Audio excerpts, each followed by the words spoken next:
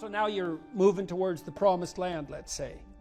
So that's inspiring, and that produces positive emotion, because you experience positive emotion when you see yourself moving towards a valued goal. No valued goal, no positive emotion. That's how your systems are set up psychophysiologically. On the negative front, well, maybe anger and bitterness and fear stop you. Okay, so what do you do with them? Okay, now, take good stock of your sinful nature, let's say. You know what temptations you're prone to and what knock you off the beaten track, and maybe you feel guilty about it. You know where your weaknesses are, and you probably have some idea of just what kind of hell you could inhabit if you let those weaknesses get the upper hand. So why don't you just write about that for 15 minutes? So let's say this isn't what you could have in 5 years. It's the pit you could dig for yourself if you decided to, just sit there or dig.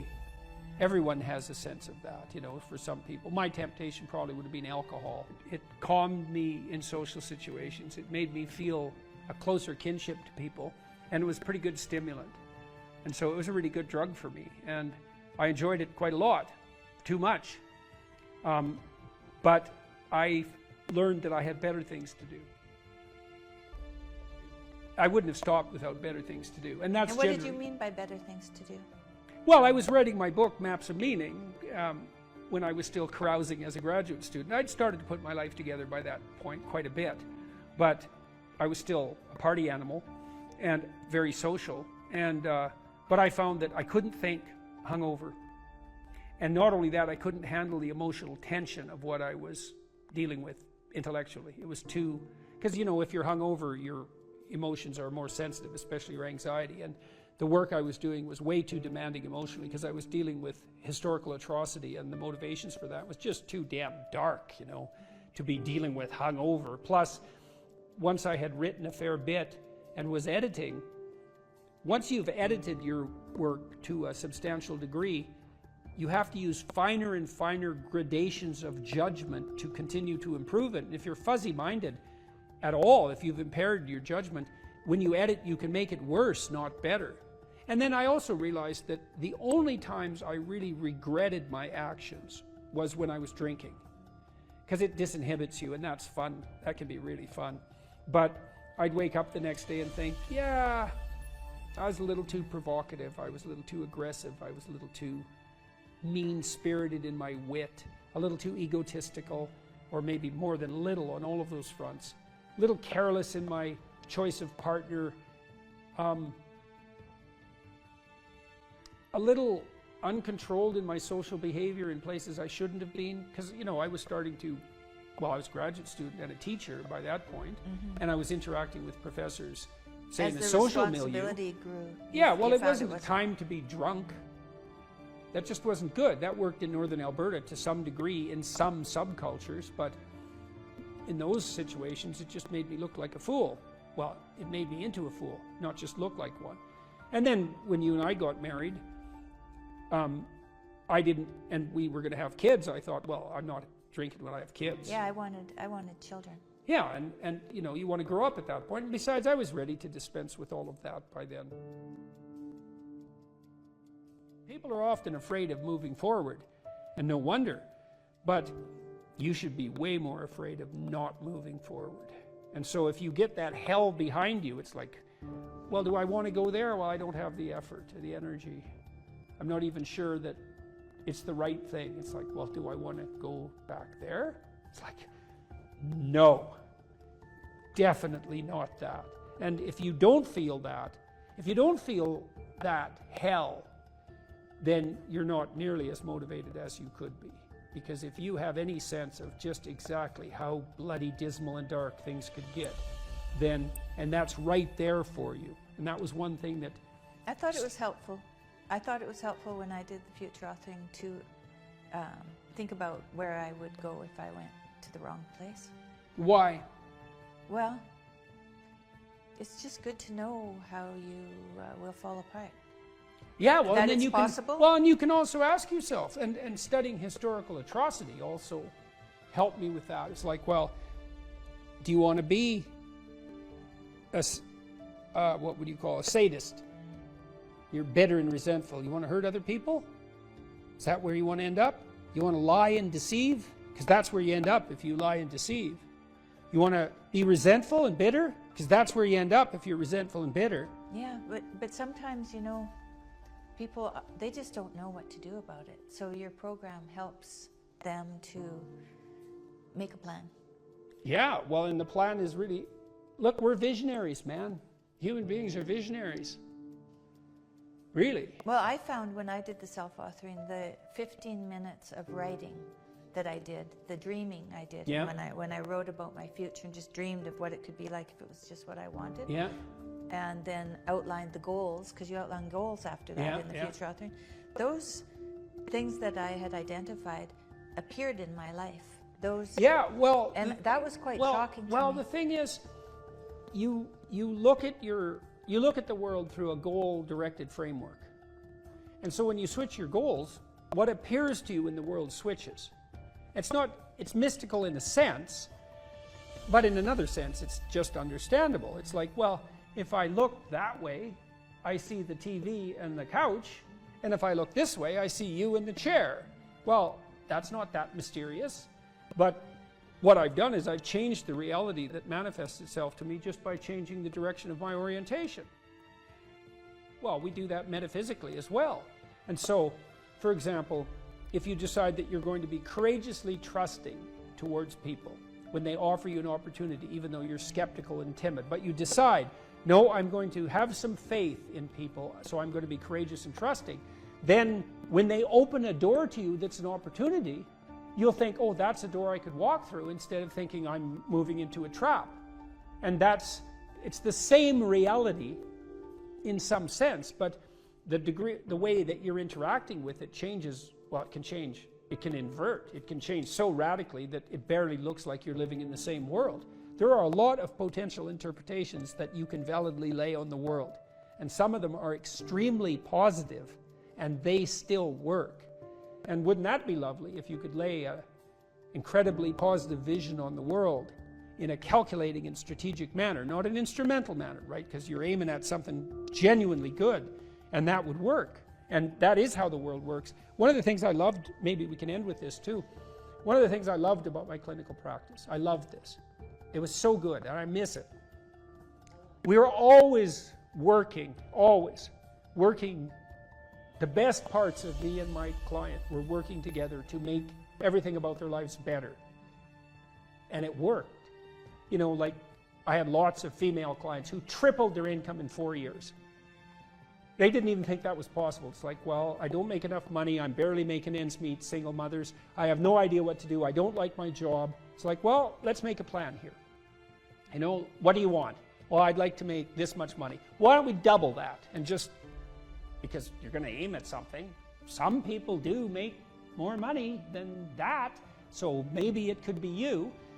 Well, is that even it's not even possible. It's like, well, let's just assume that maybe it's possible and see what you'd have to do. Well, you got to get your CV together.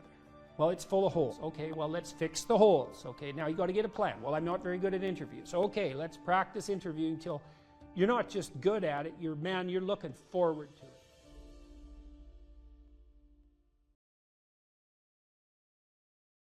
If you're obsessed by memories of the past, more than 18 months old, and most of those are negative, so anxiety provoking most often, then there's a lot of you that's stuck in the past. And what that means is you didn't map the territory well enough, and the parts of your brain that are alarm systems, anxiety systems, are saying, no, there's holes in the way you're looking at the world. There's holes in the way that you're looking in the world. And you fell in them once, and you don't know where they are, and you don't know how to fill them, and you don't know how to walk around them, and so you can't forget them, you can't forget them, you can't forget them, you can't forget them. So you have recurring nightmares, for example, are a good example of that sort of thing happening. But in any case, if you have memories like that, you remember them, they make you feel anxious and negative, you're stuck back there. Your body is still reacting as if there's an emergency that could happen again that you haven't fixed. And it doesn't matter if it was your fault. That's irrelevant because the alarm system doesn't care. Like when your smoke detector goes off, it isn't relevant whether it was your fault. The smoke detector just says house is on fire, and that's a bad thing. And your anxiety systems are like that. If they're tagging old memories with anxiety, then you have to do something about it, or you will be tortured by those memories forever, because that's how the alarm system works. And so maybe you need to go back there and clean things up. You got to figure out, okay, well, how did this happen? What sort of role did I play? Even if it's a minor role, that doesn't matter, because the point is that you don't want to be put in the same vulnerable position again. So anything you can do to strengthen yourself is good. You know, and often if it's a really old memory, like maybe you were a child, you're not a child now, so you probably have a variety of techniques at hand that you could use to deal with a situation like that if it came up now. And so you have to update that part of your brain that still thinks you're 4. And lots of people have parts of them that are still stuck in some traumatic childhood experience. And they don't... I had a friend like that who had a terrible childhood, and I mean really, I've had clients with terrible childhoods, and his was like top of the lobster hierarchy in terms of terrible childhoods. And whenever he had a dream about it, which was very often, he was 5 in his dream. Well, he's 58. You know, he's not 5, but hadn't been updated, and so he was still 5 in his dreams, and it was a complete bloody nightmares for him, complete with all sorts of terrible physiological symptoms, really hurting his life. He couldn't get himself updated, and he's much older in his dreams now, by the way. He's up to about 45, so that's which is way better than 5, you know, because you can't fight back when you're 5, but you can fight back when you're 45, especially if you have some, you know, some experience at your disposal. So anyways, you need to know where you are. So let's say where you are is, well, you're on this stage, and you're on this side of the stage, and you decide that you're going to go over to that side of the stage, just to show that you can. And you're making the decision, the same decision that, you know, the famous chicken who is going to cross the road. Why does the chicken cross the road? Well, if it's a sensible chicken, it's because it assumes that there's something better on the other side of the road. It's like, or maybe it's random curiosity, but then it just gets picked off by a dingo or a coyote, so that's not so good. The other side of the road is better, so away the chicken goes. So that's what you're doing. You're going somewhere slightly better. And so that's good. Technically, it's good. Because the way that your positive emotion systems work, they run on a neurochemical called dopamine, which, by the way, is the neurochemical system that drugs like cocaine and methamphetamine and alcohol for some people and opiates affect dramatically and make people feel far better than they should, which is part of their danger. It's a very fundamental system. The dopamine system kicks in with a kick of positive emotion if you're going somewhere that's worth going. And so that's worth knowing. It's really worth knowing. It's like, okay, you want a little bit of positivity in your life. Well, how do you get it? Well, you've got to get the system. It's almost like it's the left hemisphere system for most people. Not that that's particularly relevant, but it is a standalone neurochemical system. It's rooted very, very deeply in the brain's exploratory circuitry. So very ancient system. And it's happy when you have somewhere to go. That's the first thing. And then it's also happy when you're going there. And so if I'm on this side of the stage and I want to go over to that side of the stage, and I see that there's a nice clear pathway, I could just go straight down this line, then I look at that, and I'm actually a little happy. I'm not ecstatic. I mean, who the hell cares if I get to the other side of the stage, right? I mean, it's a small piece of my life, but it's not nothing. It's something, okay? And so I look at the pathway, and I think that's a good pathway, and I feel a little positive. And then if I move here, and then I see that little table right in the way between me and the other side of the stage, then I feel a little negative because I don't want an obstacle in my pathway. And so that's really how you're looking at the world, by the way. You don't see objects. It's not the right way to think about it. We don't see objects and then think about them and then evaluate them and then decide how to act on them. Or if we do it rarely and slowly and with a lot of thought. What we see instead are pathways with tools that will move us forward or obstacles. Right? And there's no obstacles here, and there's a nice flat road, and so great. Positive emotion. This is a task I can undertake. The sailing is clear. It's a good day. And then I'm here, and it's like, yeah, well, that's a little annoying. I get a little pang of disappointment, let's say, anxiety. Can I make it around that obstacle? I'm fairly confident. I've done this sort of thing before. So I can take the rough route, and I can, you know, walk forward like this, and then I can do this great trick, which is just this, and then you know, I've circumvented the obstacle. Now, if I didn't know how to do the little bit of circumvention, then that would be a real problem, right? Because I couldn't get from point A to B, and that would screw up my plan. But I do have that particular skill set, so it's a minor disruption to the perceptual set that I'm using to organize the world. It's a minor bit of chaos, because that's what happens when your perceptual set, the structure that you're using to organize the world, the plan through which you're viewing the complexity of the world, reveals an inadequacy, then that destabilizes your emotions. So that's another thing to know. One thing you need to know is you need to be going somewhere, and there needs to be a pathway in order for you to feel good.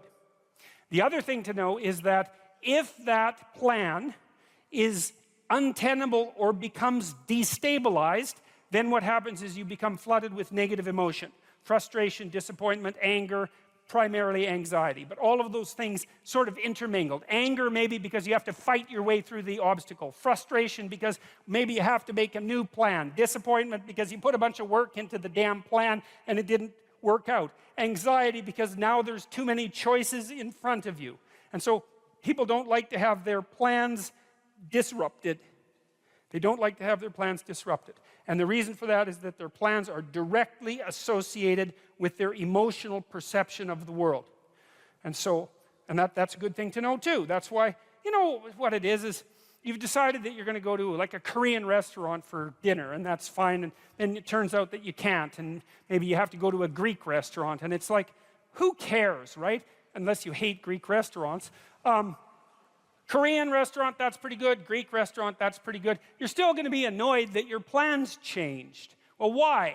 Well, because it's annoying to have your plans changed. It disrupts the structure that you use to stabilize your perceptions of the world. And it throws you momentarily into a state of chaos.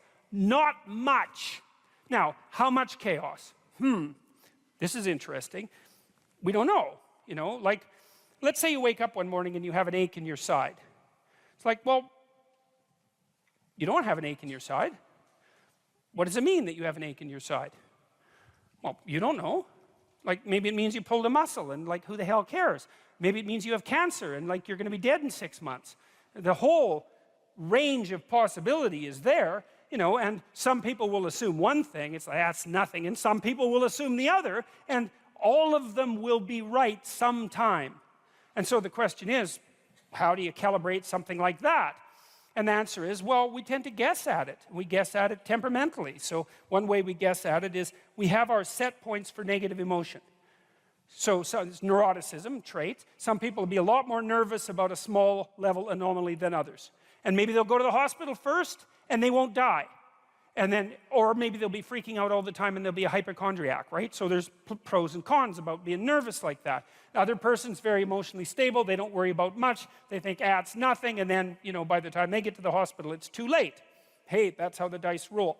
That's one way that you guess. It's determined in large part genetically. Not completely, but in large part. Another part is your position in the hierarchy. You know, so the issue is, well, how safe are you in life? And the answer is, who knows?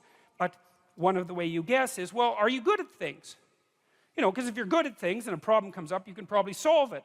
And then you might think, well, how do you know if you're good at things? And one answer might be, well, other people think you're good at things. Because you're really kind of comparing yourself to other people when you're thinking about whether or not you're good at things. And so if it turns out that you're in a hierarchy and you're fairly high in the hierarchy, indicating a certain degree of competence, then your nervous system, under the control of the serotonin system, dampens down your negative emotion. It says, look, you know, all things considered, you're probably pretty safe. And that's nice, but it also means you don't like having your position in the dominance hierarchy challenged at all. Because if you get tossed down the hierarchy, let's say you get fired, well, it wreaks havoc with your serotonergic function. It makes you defeated, like the defeated lobsters that I wrote about. And then all of a sudden, you're way more susceptible to negative emotion. And who wants that? And so that's why you don't even like to lose arguments. You know, you lose a little argument, it's like, whoop, down the dominance hierarchy a bit, up, emotions are a bit destabilized. It's no damn way, I'm right. And why? Because I want to keep my neurochemistry in check. And no wonder. Well, the thing is, sometimes it's better to learn than to insist upon being right, because learning works better for the future. But you get the point. If you're resentful about something, well, first of all, you should notice, I'm resentful. And that's kind of humiliating, because no one's proud of being resentful. It's a shameful emotion. Well, so then why are you resentful? Well, there's only two reasons as far as I've been able to tell. One is that you're allowing yourself to be taken advantage of, or you're being taken advantage of. Sometimes you're not allowing yourself. Sometimes you're a child being abused by their uncle. You're not allowing yourself. You can't do anything about it. You're resentful because you're being taken advantage of, or because you're immature. It's one of those two things. Figure out which it is, and then take the steps necessary to address it. Living a life without resentment is a great goal. People are often resentful if they see that responsibility has been abdicated. Why isn't that person doing their job? It's like, well, hey man, step in. At your workplace, in your family. You know, and you think, well, I shouldn't have to do that extra work. Well, you shouldn't be a slave. You shouldn't allow yourself to be tyrannized. But if something bugs you because a responsibility is going unfulfilled, there's a great opportunity for you. And this is something I don't think we teach young people well. And one of the things, you may remember this, that was so striking about the tour was that I made a case fairly consistently that most people find the meaning that sustains them through the vicissitudes of life, not in happiness, but in responsibility. And that would bring everyone to a halt. It would always make the whole theater silent. It's like, oh, I never thought of that connection. Because maybe you want to avoid responsibility, and you can understand why. You can understand why. You hide from it. That is what you encounter if you go out in the world. You think, who the hell wants that? I don't want the responsibility. It's like, well, yes, you do, as it turns out. There's nothing better than responsibility. Now, you know, I say that with some caution. I think that it's hard to say. The responsibility, I've been overwhelmed by my apparent responsibility, but I think it's also kept me alive. And I mean that literally. And so, wait, can you go a little deeper with that? I mean, when you were at your darkest moments in the last 2 years, whatever that might be, was it the feeling of the many times in the last year where it would have been much easier for me just to be dead. That's constant. So, but no. But is it but no because of something in you, or is it but no because of the people that you would have abdicated that responsibility of the people, or is that ultimately the same thing? Yeah. Well, I do think the two aren't easily distinguishable, but it's definitely that.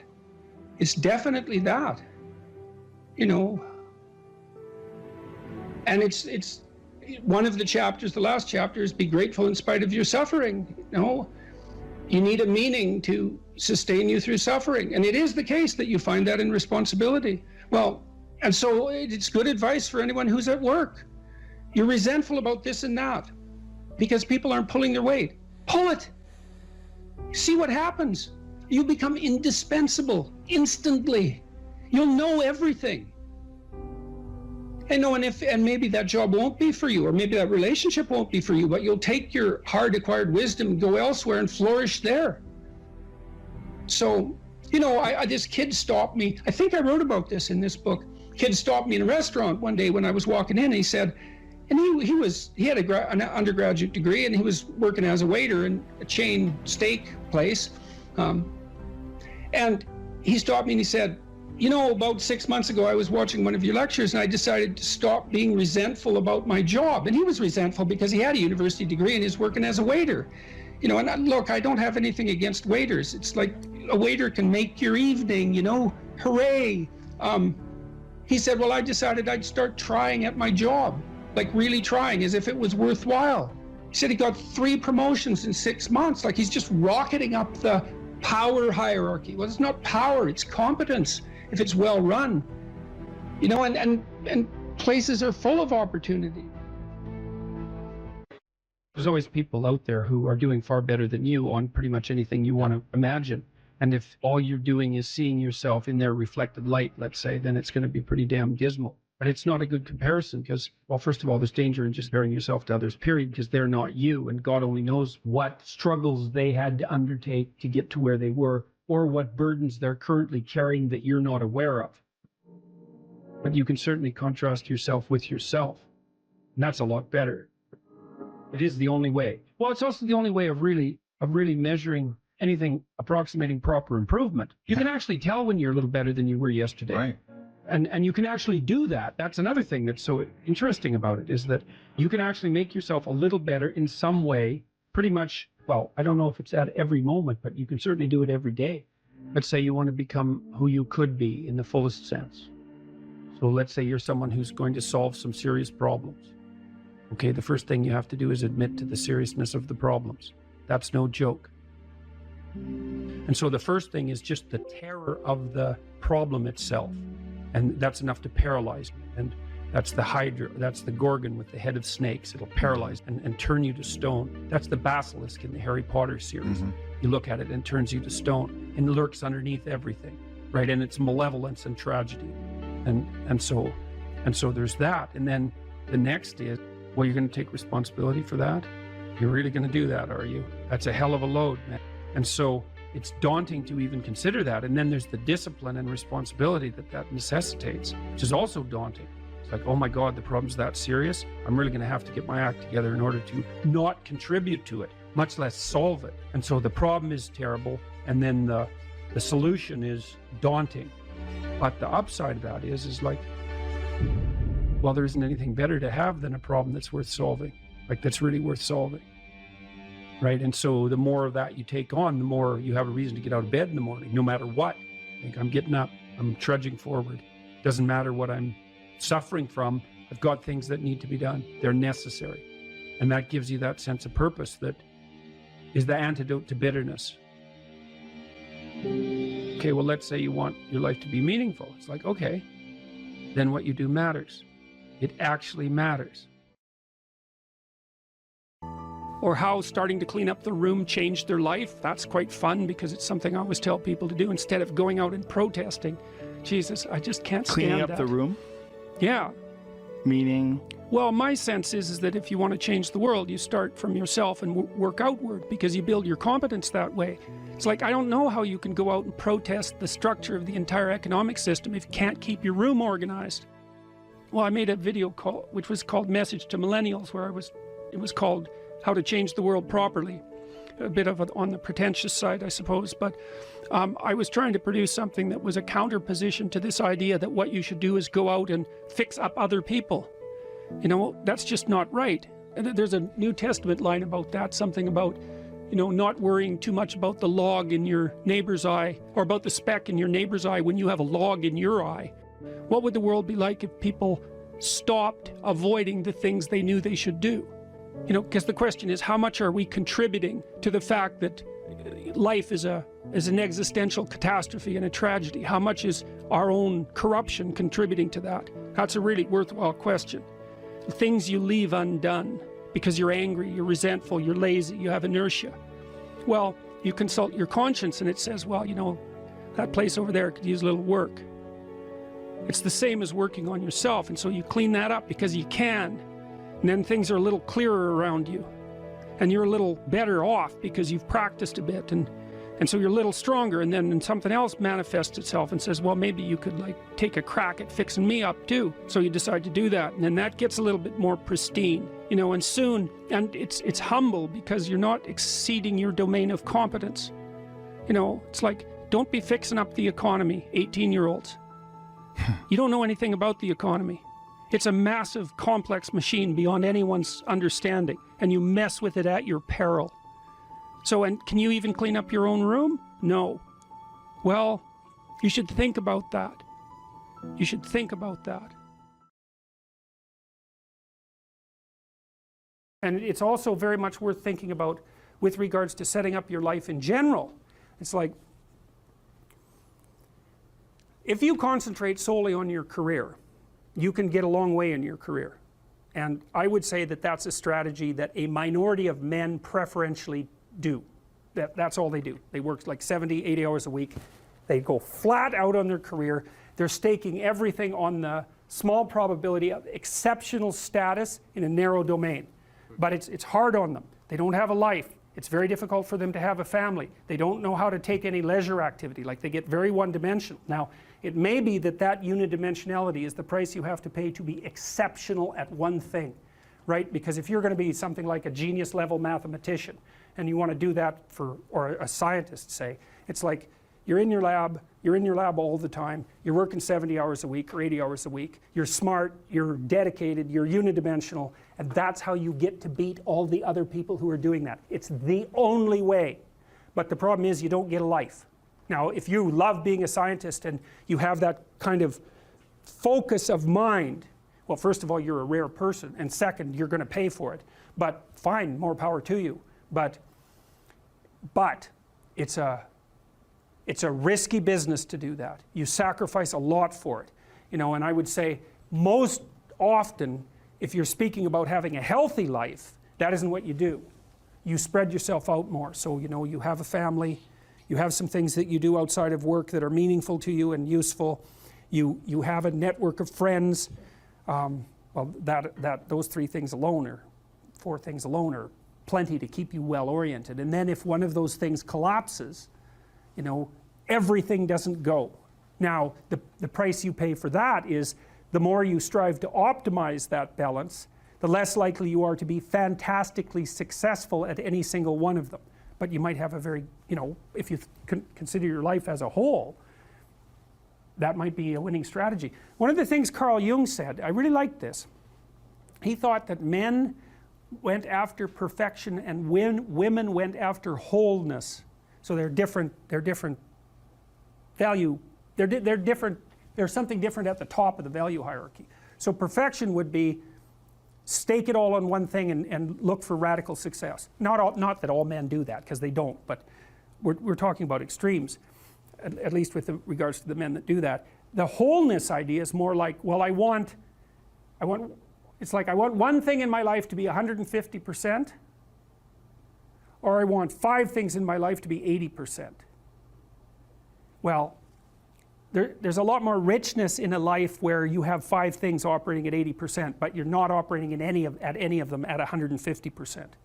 So, and I really believe this because I've watched men and women go through their careers now for a long period of time, and one of the things that, there's lots of things that produce this, but one of the things that I've noticed is that mostly women in their 30s bail out of unidimensional careers. They won't do them. They won't put in the 80 hours a week that they would have to put in order to dominate that particular area. And it isn't, the reason that they won't do it is because they decide it's not worth it. And no wonder, because why would that be worth it? You have to ask yourself that. It's like, well, you want to be an outstanding scientist. It's like, okay, really, that's what you want, because that means that's what you do. Because you're competing with other people, you know, they're smart, they're hardworking, and if you want to be at the top, you have to be smarter and work harder than any of them. And working hard means working long hours. I mean, it also means working diligently, but in the final analysis, it's also an additive issue. If I'm smart and hardworking and I can crank out for 70 hours a week, and you do it for 30, it's like, in 2 years, I'm so far ahead of you, you will never ever catch up. So, anyways. And I think maybe part of the reason too that women are oriented that way more than men, I think there's 2 reasons. One is socioeconomic status does not make women more attractive on the mating market, but it does make men more attractive. And the second is women's time frame is compressed, right? Because guys can always say, well, I'll have kids later, and they can say that till they're like 80. Whereas women, it's like, no way, man, you got to get it together by the time you're, let's say 40, but really probably by 35, but definitely by 40, because otherwise it ain't happening.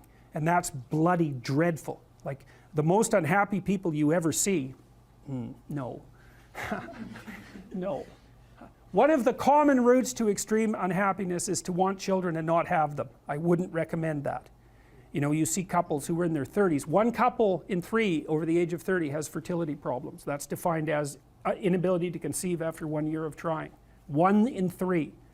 So it's worth thinking about, because people are very, very unhappy if they want to have kids and then they can't. Man, you're in the medical mill for 10 years if that's what happens to you. And you know, people are very, very, very, very tough. And it turns out that if you face things It turns out that if you face things, that you can put up with a lot more than you think you can put up with, and you can do it without becoming corrupted.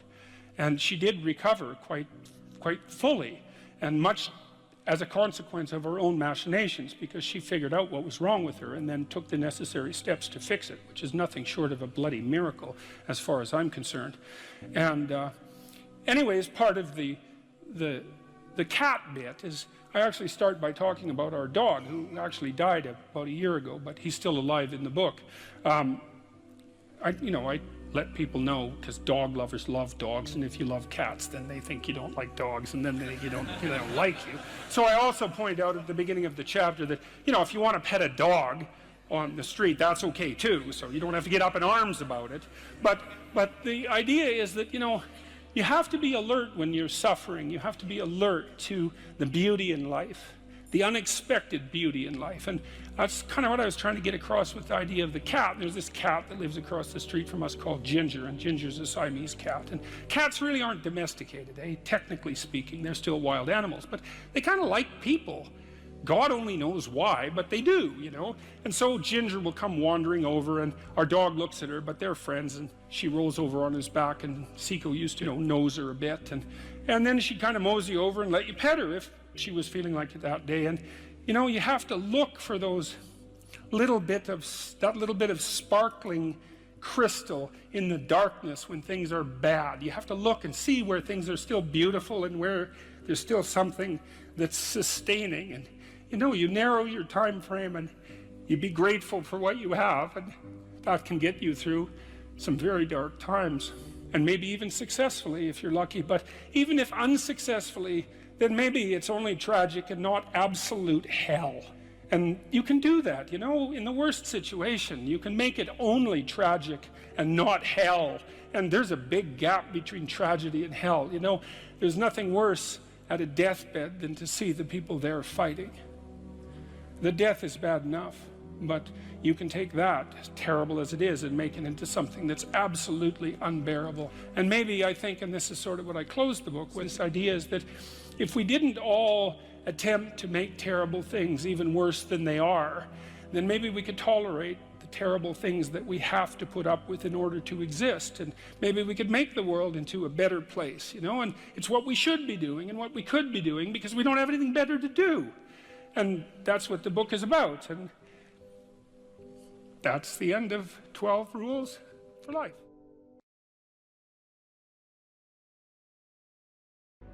We were sitting in the first row of the plane, and do you remember the guy was a young black man, sort of ran onto the plane. He was wearing a yellow vest. He was a worker working the bridge or something.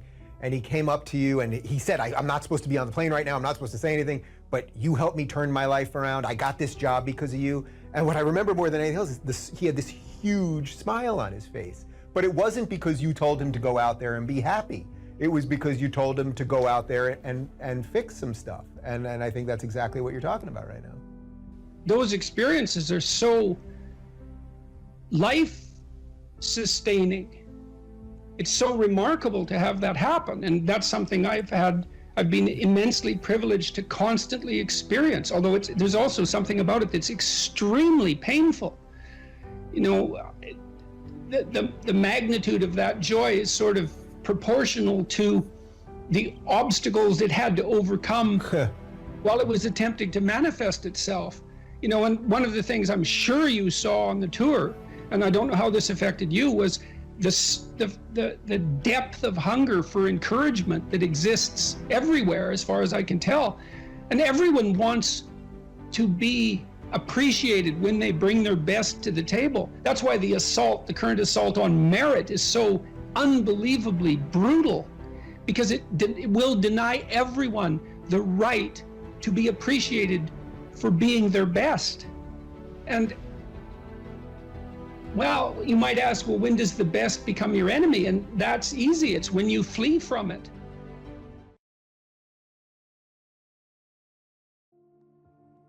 We've met some of your fans, and we got the impression they were all male fans, the ones that we talked to, and that they were struggling with their manhood, and that you give them this message that it's okay to be a man.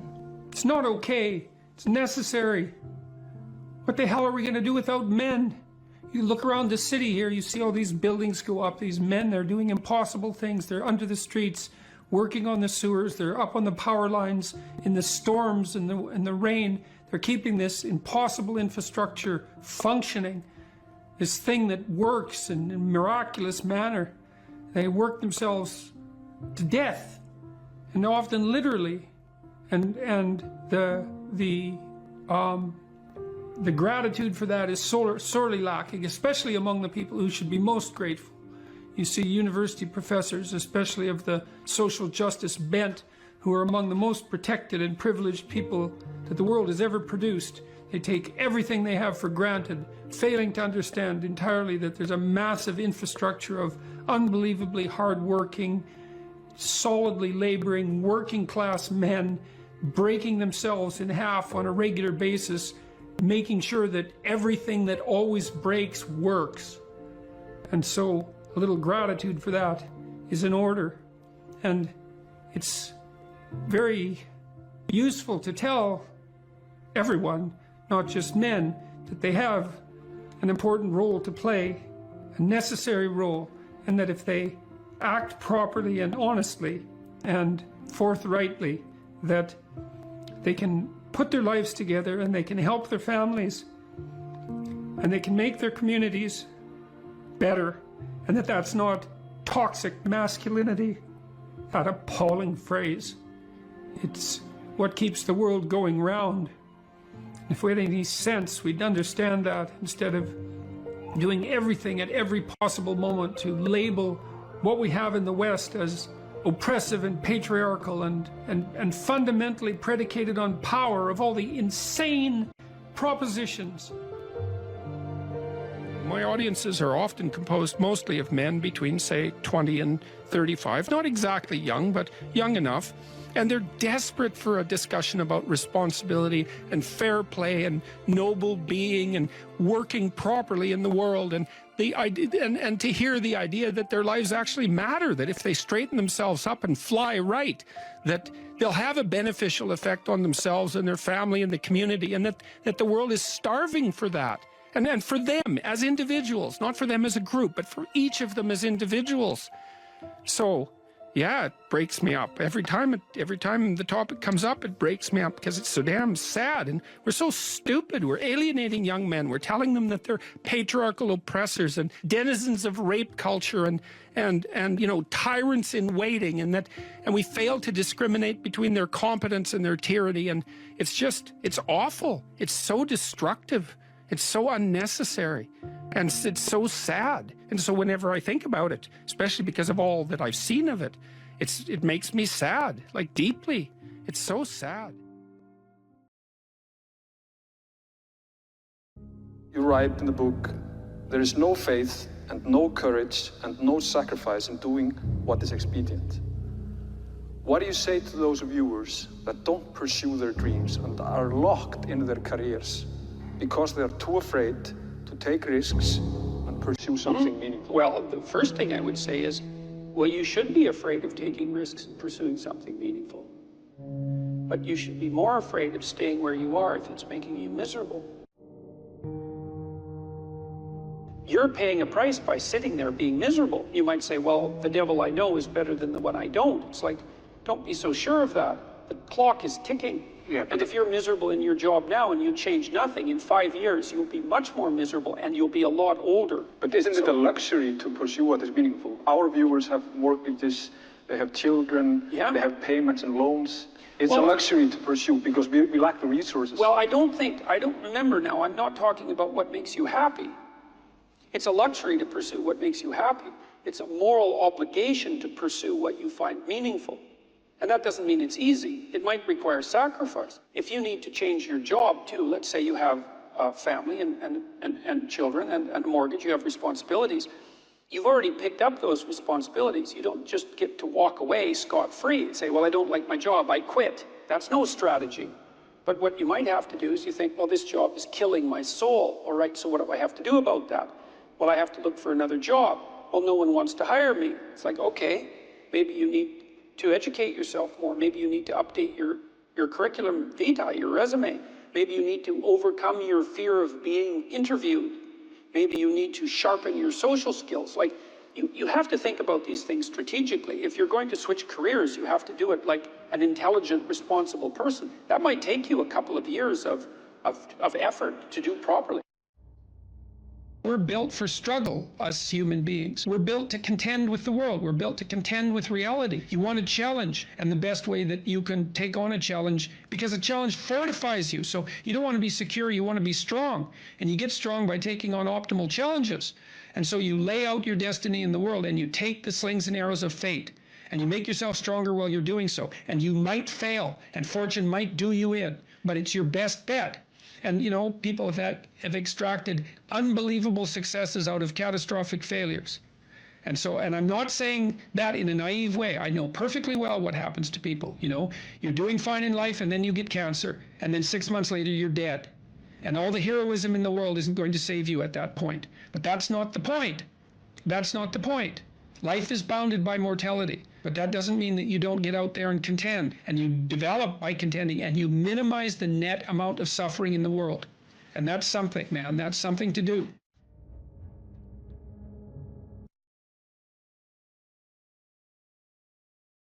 You cite a tired brain, foggy thinking, as the reason to stop answering questions or giving a talk.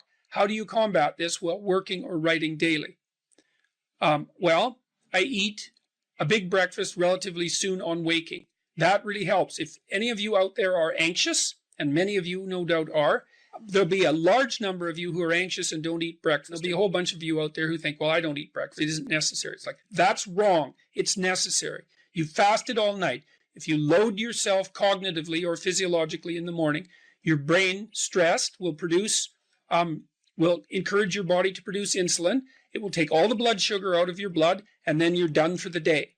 And then you'll be anxious. And a lot of the rest of you too, you'll find if you're anxious, try this. It's really, really interesting experiment. The next time you're anxious, go eat something. Eat some protein and fat would be best. You could have cheese and crackers. I'm not a big fan of carbohydrates, but whatever. Eat whatever you're willing to eat, but make it solid. Don't eat a peanut butter, or don't eat a chocolate bar or something sweet. Eat something substantial, a piece of meat, a piece of cheese, some peanut butter, something like that. And then wait 10 minutes and see if you're less anxious. And try that for like 2 weeks. Every time you get anxious, eat something. Because then you can find out if your anxiety is linked to low blood sugar. And it's very likely that it is, especially if you also get irritable and foggy in your thinking. And the best way to treat that, as far as I've been able to tell, and there's a decent literature on this, is to make sure that you eat a big breakfast. And you might say, well, I'm not hungry in the morning. It's like, who the hell cares if you're hungry? I didn't say enjoy your breakfast. I said eat it. That's not the same thing. You know, there's lots of things that you need to do that you don't enjoy to begin with. You'll get hungry in 6 months, and then you'll start to enjoy it. So that's a massive difference. I take small naps quite frequently. If I'm wiped out, you know, I'll go have a nap for 10 minutes or 15 minutes. And then that helps quite a lot. I try to wake up on a fairly regular schedule. That's another thing I would really recommend for people whose lives are in disarray and who are anxious. Try to fix your wake time. Going when you sleep, that's not so important. So you can still, you know, stay up late and have fun and all that. But getting up in the morning is really helpful. So, you know, and you also have to figure out how much you can work or write. I can't write for more than about my sustainable maximum for writing is 3 hours a day. And if I push it past that, then, especially if I'm editing, I make mistakes when I'm editing, so that's counterproductive, and I can't sustain it across time. And so I don't really think you can do more than about 3 hours of extremely intense intellectual work a day. Although if you have a nap, you can stretch that, but I think at least I end up paying for it across time. So nap, make sure you eat, and make sure that you get enough sleep. So that's how I combat it and try to make myself hyper efficient. Or how starting to clean up the room changed their life. That's quite fun because it's something I always tell people to do instead of going out and protesting. Jesus, I just can't stand Cleaning up that. the room? Yeah. Meaning? Well, my sense is that if you want to change the world, you start from yourself and work outward because you build your competence that way. It's like, I don't know how you can go out and protest the structure of the entire economic system if you can't keep your room organized. Well, I made a video which was called Message to Millennials, where it was called How to Change the World Properly. A bit of on the pretentious side, I suppose, but I was trying to produce something that was a counterposition to this idea that what you should do is go out and fix up other people. You know, that's just not right. And there's a New Testament line about that, something about, you know, not worrying too much about the log in your neighbor's eye, or about the speck in your neighbor's eye when you have a log in your eye. What would the world be like if people stopped avoiding the things they knew they should do? You know, because the question is, how much are we contributing to the fact that life is an existential catastrophe and a tragedy? How much is our own corruption contributing to that? That's a really worthwhile question. The things you leave undone because you're angry, you're resentful, you're lazy, you have inertia. Well, you consult your conscience and it says, well, you know, that place over there could use a little work. It's the same as working on yourself, and so you clean that up because you can, and then things are a little clearer around you, and you're a little better off because you've practiced a bit, and so you're a little stronger, and then something else manifests itself and says, well, maybe you could like take a crack at fixing me up too. So you decide to do that, and then that gets a little bit more pristine, you know, and soon, and it's humble because you're not exceeding your domain of competence. You know, it's like, don't be fixing up the economy, 18-year-olds. You don't know anything about the economy. It's a massive, complex machine beyond anyone's understanding, and you mess with it at your peril. So, and can you even clean up your own room? No. Well, you should think about that. You should think about that.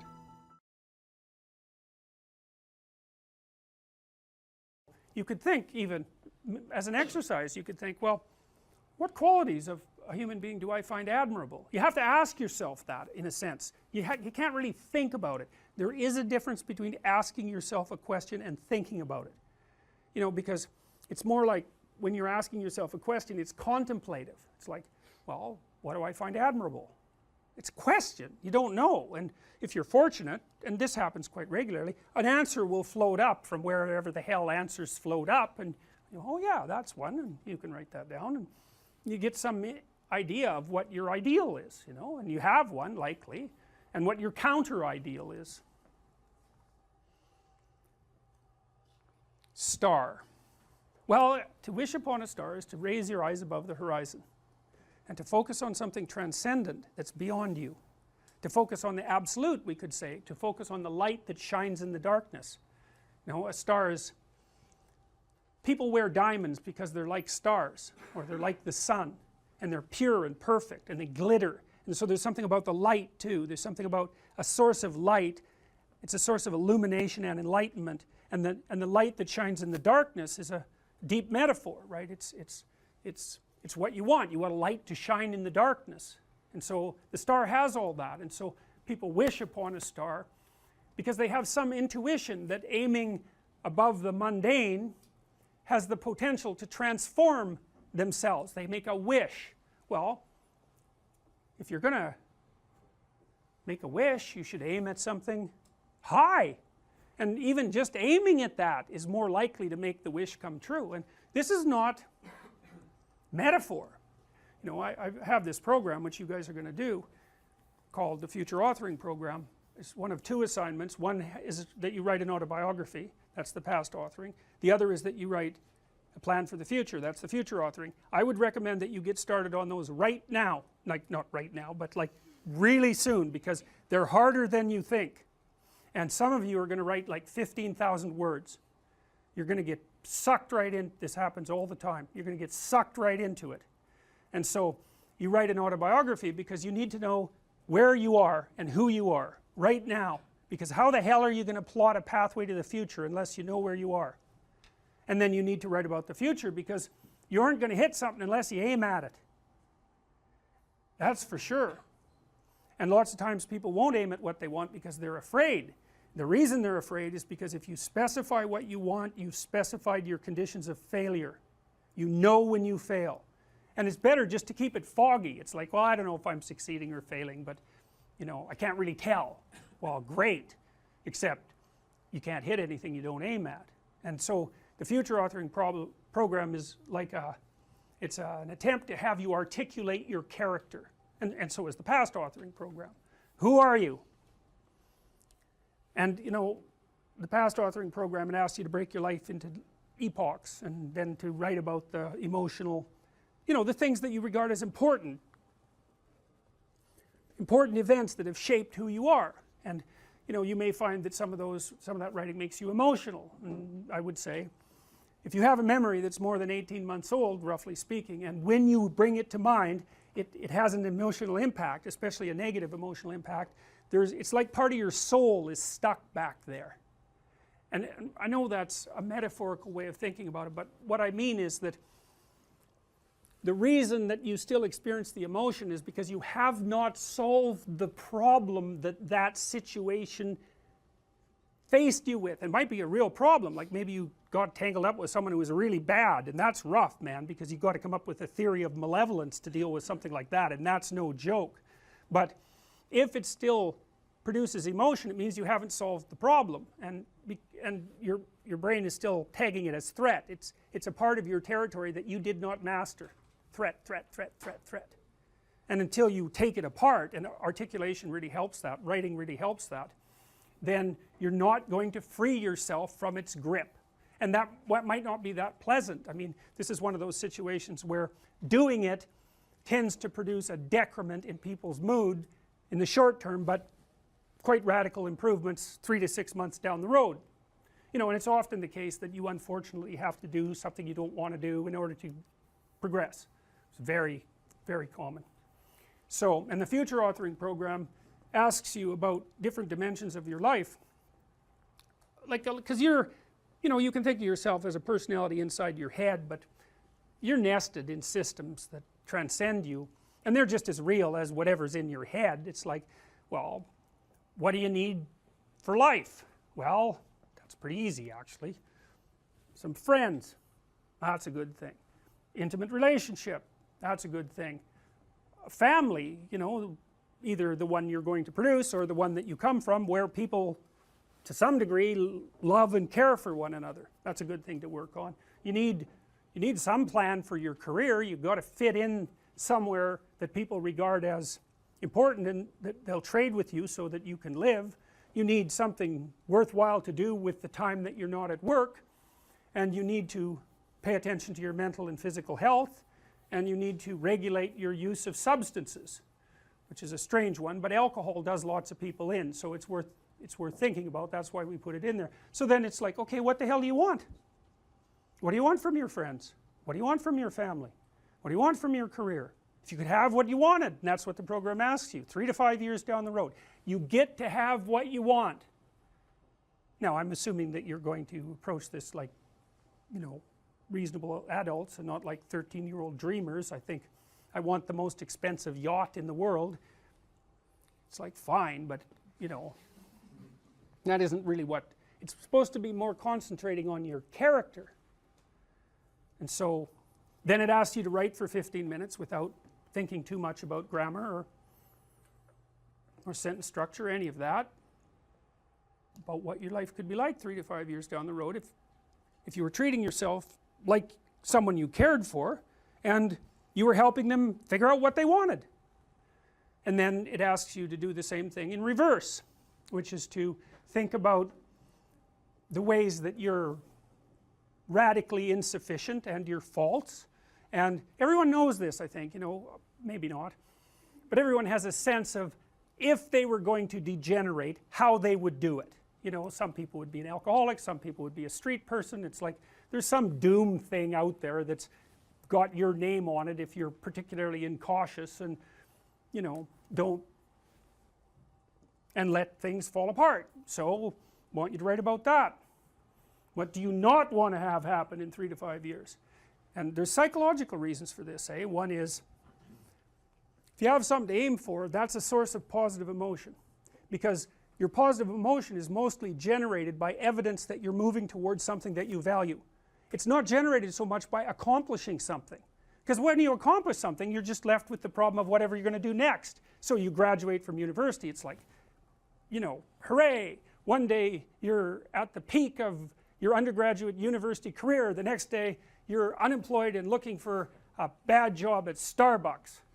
So, you know, well, you see what I mean. It's, you know, it's that you know, one problem that you solve is replaced by another problem, and so the idea that you're going to be happy when you solve all your problems is like, ha, good luck with that theory. But you know, if you're aiming at something worthwhile and you really believe it's worthwhile and you've thought it through, you know, so that you're not weak, you've got your damn arguments mustered, then when you make progress even a little bit, you think, hey, that's all right, and you get a little kick, you get a little dopamine kick, and that's what you want, because that's where your positive emotion comes from. You can use cocaine if you want, but but you know, that tends to have relatively detrimental medium to long-term consequences, but it activates the same system. So you have to be aiming at something, and you should be aiming at something that's realistic, that you want, that you could get, you know, like not easily, because if it's easy, in some sense you've already got it. It's got to push you, that's part of the pleasure actually, because there's two things that you want to do when you're pursuing something that's important, and one of them is to get the thing that's important, but the other is to make yourself better at pursuing things, right? So you can get both of those at the same time. You're aiming at something and you're increasing your competence. It's like, that's a good deal, that's a good deal, and there's a lot of intrinsic meaning to be felt in that. And then the second half of the program, you write out a plan for how you're going to do it and how you're going to keep yourself on track, and you're going to write about why it would be good for you if you did this, and why it would be good for your family, and what possible benefits it would have to the community, you know, because you want to nail this thing down, and then you want to figure out what kind of obstacles are going to come up and how you might overcome them and how you might keep yourself on track and all of that. And we know, because we've actually done a lot of research on this particular program, that if university students do this, and this is more true if they're not too well oriented to begin with, if university students do this, they're about 25% less likely to drop out, which is a lot, and about their grade point average increases about 20%. So hooray for that, you know, because you never know when you develop an intervention if it's going to work. There's also evidence, but not from my lab, that doing such things improves your physical health, and I think the reason for that is that, you know, when you go over your autobiography and you scour out those negative places that you're sort of dragging along with you, it lowers your overall stress load, because your brain is kind of, I think it's calculating how dangerous the world is by attending to the ratio of successes to failures that you've had in your life, something like that. And so, you know, if there are holes in your map that you could still fall through, then your brain regards the territory still as a bit on the dangerous side, and then you're more prepared for emergency action, and that's hard on you. So you want to go back there and fix up those experiences. Let's say you want to become who you could be in the fullest sense. So let's say you're someone who's going to solve some serious problems. Okay, the first thing you have to do is admit to the seriousness of the problems. That's no joke. And so the first thing is just the terror of the problem itself. And that's enough to paralyze you, right? And that's the Hydra, that's the Gorgon with the head of snakes. It'll paralyze you and turn you to stone. That's the basilisk in the Harry Potter series. You look at it and it turns you to stone and lurks underneath everything, right? And it's malevolence and tragedy. And so there's that. And then the next is, well, you're going to take responsibility for that? You're really going to do that, are you? That's a hell of a load, man. And so it's daunting to even consider that. And then there's the discipline and responsibility that necessitates, which is also daunting. It's like, oh my God, the problem's that serious? I'm really going to have to get my act together in order to not contribute to it, much less solve it. And so the problem is terrible, and then the solution is daunting. But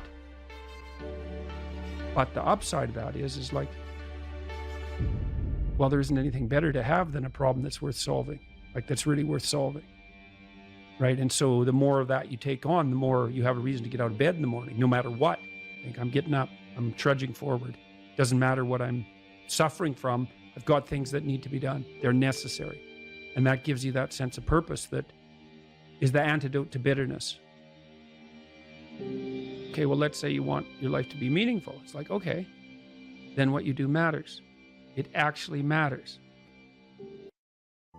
Or how starting to clean up the room changed their life. That's quite fun, because it's something I always tell people to do instead of going out and protesting. Jesus, I just can't stand that. Cleaning up the room? Yeah. meaning?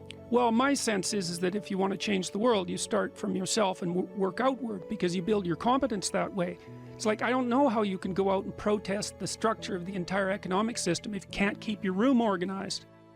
Well, I made a video call, which was called Message to Millennials, where it was called How to Change the World Properly.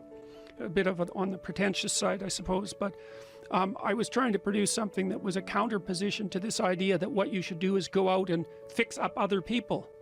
You know, that's just not right. And there's a New Testament line about that, something about, you know, not worrying too much about the log in your neighbor's eye, or about the speck in your neighbor's eye when you have a log in your eye. What would the world be like if people stopped avoiding the things they knew they should do?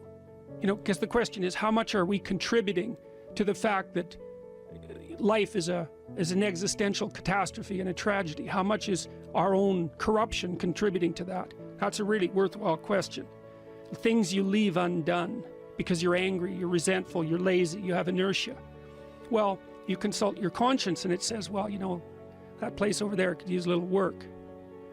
It's the same as working on yourself, and so you clean that up because you can, and then things are a little clearer around you, and you're a little better off because you've practiced a bit, and so you're a little stronger, and then something else manifests itself and says, well, maybe you could like take a crack at fixing me up too. So you decide to do that, and then that gets a little bit more pristine, you know, and soon, and it's humble because you're not exceeding your domain of competence. You know, it's like, don't be fixing up the economy, 18-year-olds. You don't know anything about the economy. It's a massive, complex machine beyond anyone's understanding, and you mess with it at your peril. So, and can you even clean up your own room? No. Well, you should think about that. You should think about that. What could you do to improve yourself? Well, let's step one step backwards. The first question might be, why should you even bother improving yourself? And I think the answer to that is something like, so you don't suffer any more stupidly than you have to. And maybe so others don't have to either. It's something like that. You know, like there's a real injunction at the bottom of it. It's not some casual self-help doctrine. It's that if you don't organize yourself properly, you'll pay for it, and in a big way, and so will the people around you. Now, and you could say, well, I don't care about that, but that's actually not true. You actually do care about that, because if you're in pain, you will care about it. And so you do care about it, even if it's just that negative way, you know.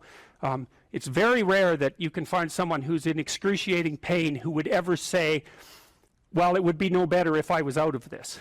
It's sort of, pain is one of those things that brings the idea that it would be better if it didn't exist along with it. It's incontrovertible. So you get your act together so that there isn't any more stupid pain around you than necessary. Well, so then the question might be, well, how would you go about getting your act together? And the answer to that, and this is a phenomenological idea too, it's something like, look around for something that bothers you and see if you can fix it. So now you think, well, let's say you go into you can do this in a room. It's quite fun to do it just when you're sitting in a room, like a room, maybe your bedroom. You can sit there and just sort of meditate on it and think, okay, if I wanted to spend 10 minutes making this room better, what would I have to do? And you have to ask yourself that, right? It's not a command, it's like a genuine question.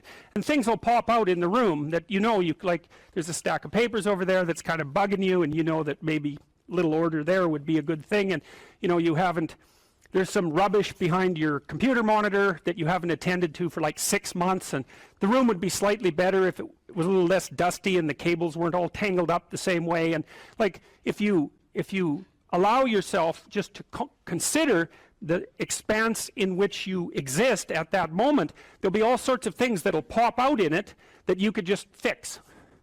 And you know, I might say, well, if you were coming to see me for psychotherapy, the easiest thing for us to do first would just be to get you to organize your room.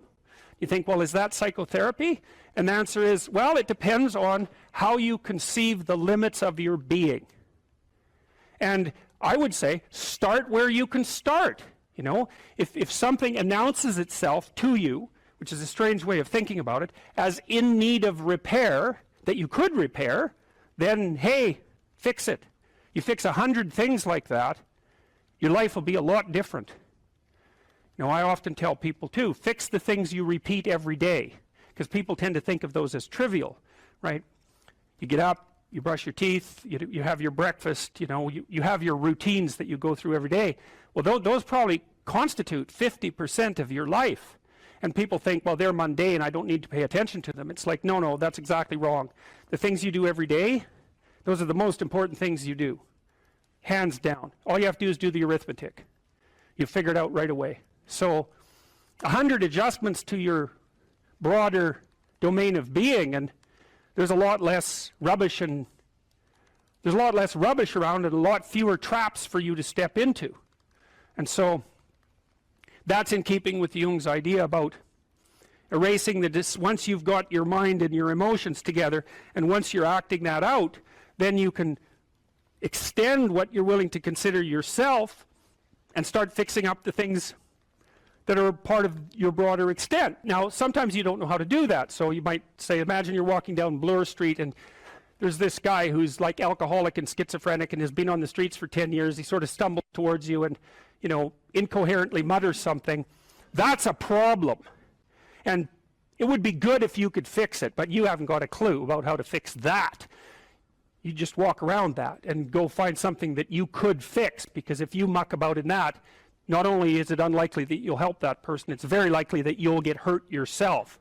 So, just because while you're experiencing things announce themselves as in need of repair doesn't mean that it's you right then and there that should repair them. You have to have some humility. You don't walk up to a helicopter that isn't working and just start tinkering away with it. You have to stay within your domain of competence. But most of the time, if people look at their lives, it's a very interesting thing to do. I like the idea of the room, because you can do that at the drop of a hat. You go back to where you live and sit down and think, okay, I'm going to make this place better for half an hour. What should I do? And you have to ask. And things will just pop up like mad. And it's partly because your mind is a very strange thing. As soon as you give it an aim, a genuine aim, it'll reconfigure the world in keeping with that aim. That's actually how you see to begin with. And so if you set it a task, especially, you have to be genuine about it, which is why you have to bring your thoughts and emotions together, and then you have to get them in your body so you're acting consistently. You have to be genuine about the aim, but once you aim, the world will reconfigure itself around that aim, which is very strange. And it's technically true. The best example of that, you have all seen this video where you watch the basketballs being tossed back and forth between members of the white team versus the black team, and while you're doing that, a gorilla walks up into the middle of the video and you don't see it. It's like, if you thought about that experiment for about 5 years, that would be about the right amount of time to spend thinking about it, because what it shows you is that you see what you aim at. And that, man, if you can get one thing through your head as a consequence of even being in university, that would be a good one. You see what you aim at. And so, because one inference you might draw from that is, be careful what you aim at, right? What you aim at determines the way the world manifests itself to you.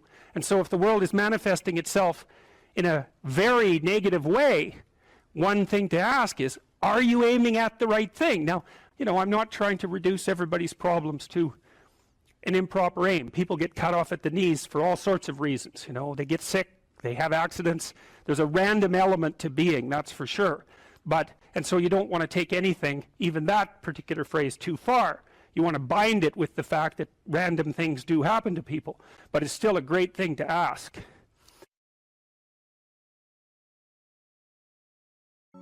Make a damn schedule and stick to it. Okay, so what's the rule with the schedule? It's not a bloody prison. That's the first thing that people do wrong. They say, well, I don't like to follow a schedule. It's like, well, what kind of schedule are you setting up? Well, I have to do this, then I have to do this, then I have to do this, and then I just go play video games, because who wants to do all these things that I have to do? It's like, wrong. Set the damn schedule up so that you have the day you want. That's the trick. It's like, okay, I've got tomorrow.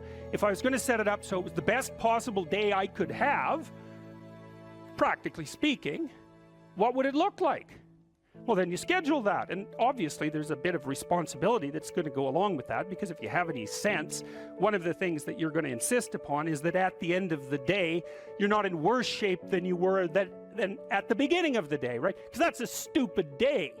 if you have a bunch of those in a row, you just dig, you dig yourself a hole and then you bury yourself in it. It's like, sorry, that's just not a good strategy. It's a bad strategy. So maybe 20% of your day has to be responsibility and obligation, or maybe it's more than that, depending on how far behind you are. But even that, you can ask yourself, okay, well, I've got these responsibilities. I have to schedule the damn things in.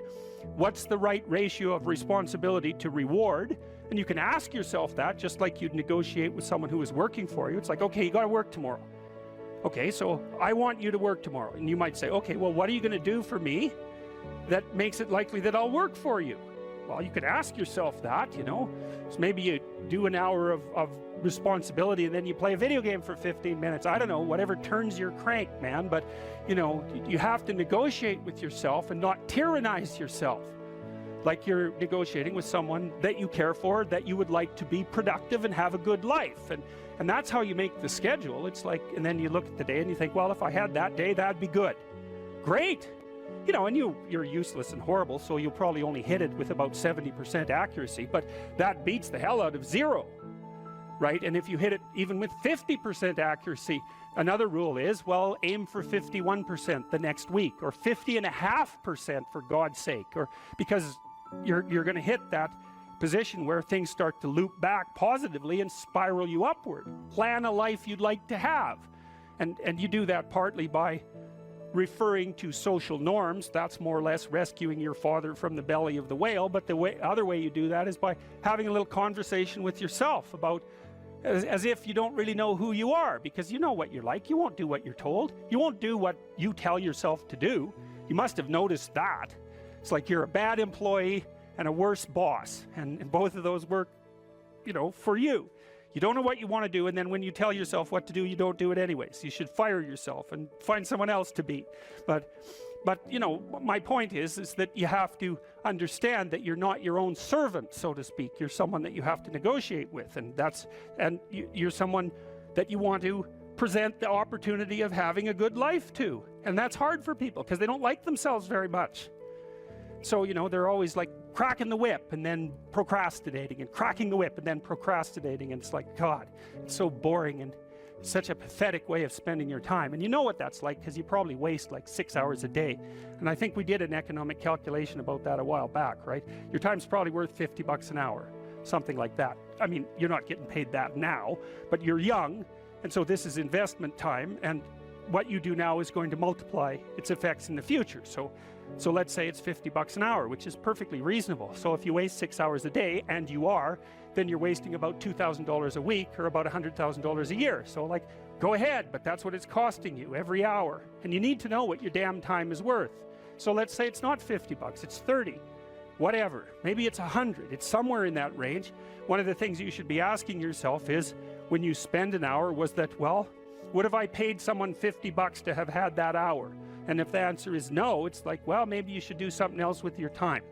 And it depends on whether or not you think that your time's worthwhile. But the funny thing about not assuming that is, if you assume your time isn't worthwhile, what happens is you don't just sit around sort of randomly in a state of responsibilityless bliss. What you do is you suffer existentially. I called the course Personality and Its Transformations, and I think you could think about that as a restatement of the idea of being and becoming. And that's what you are. You're, for whatever that means, you're an entity that both is and is transforming.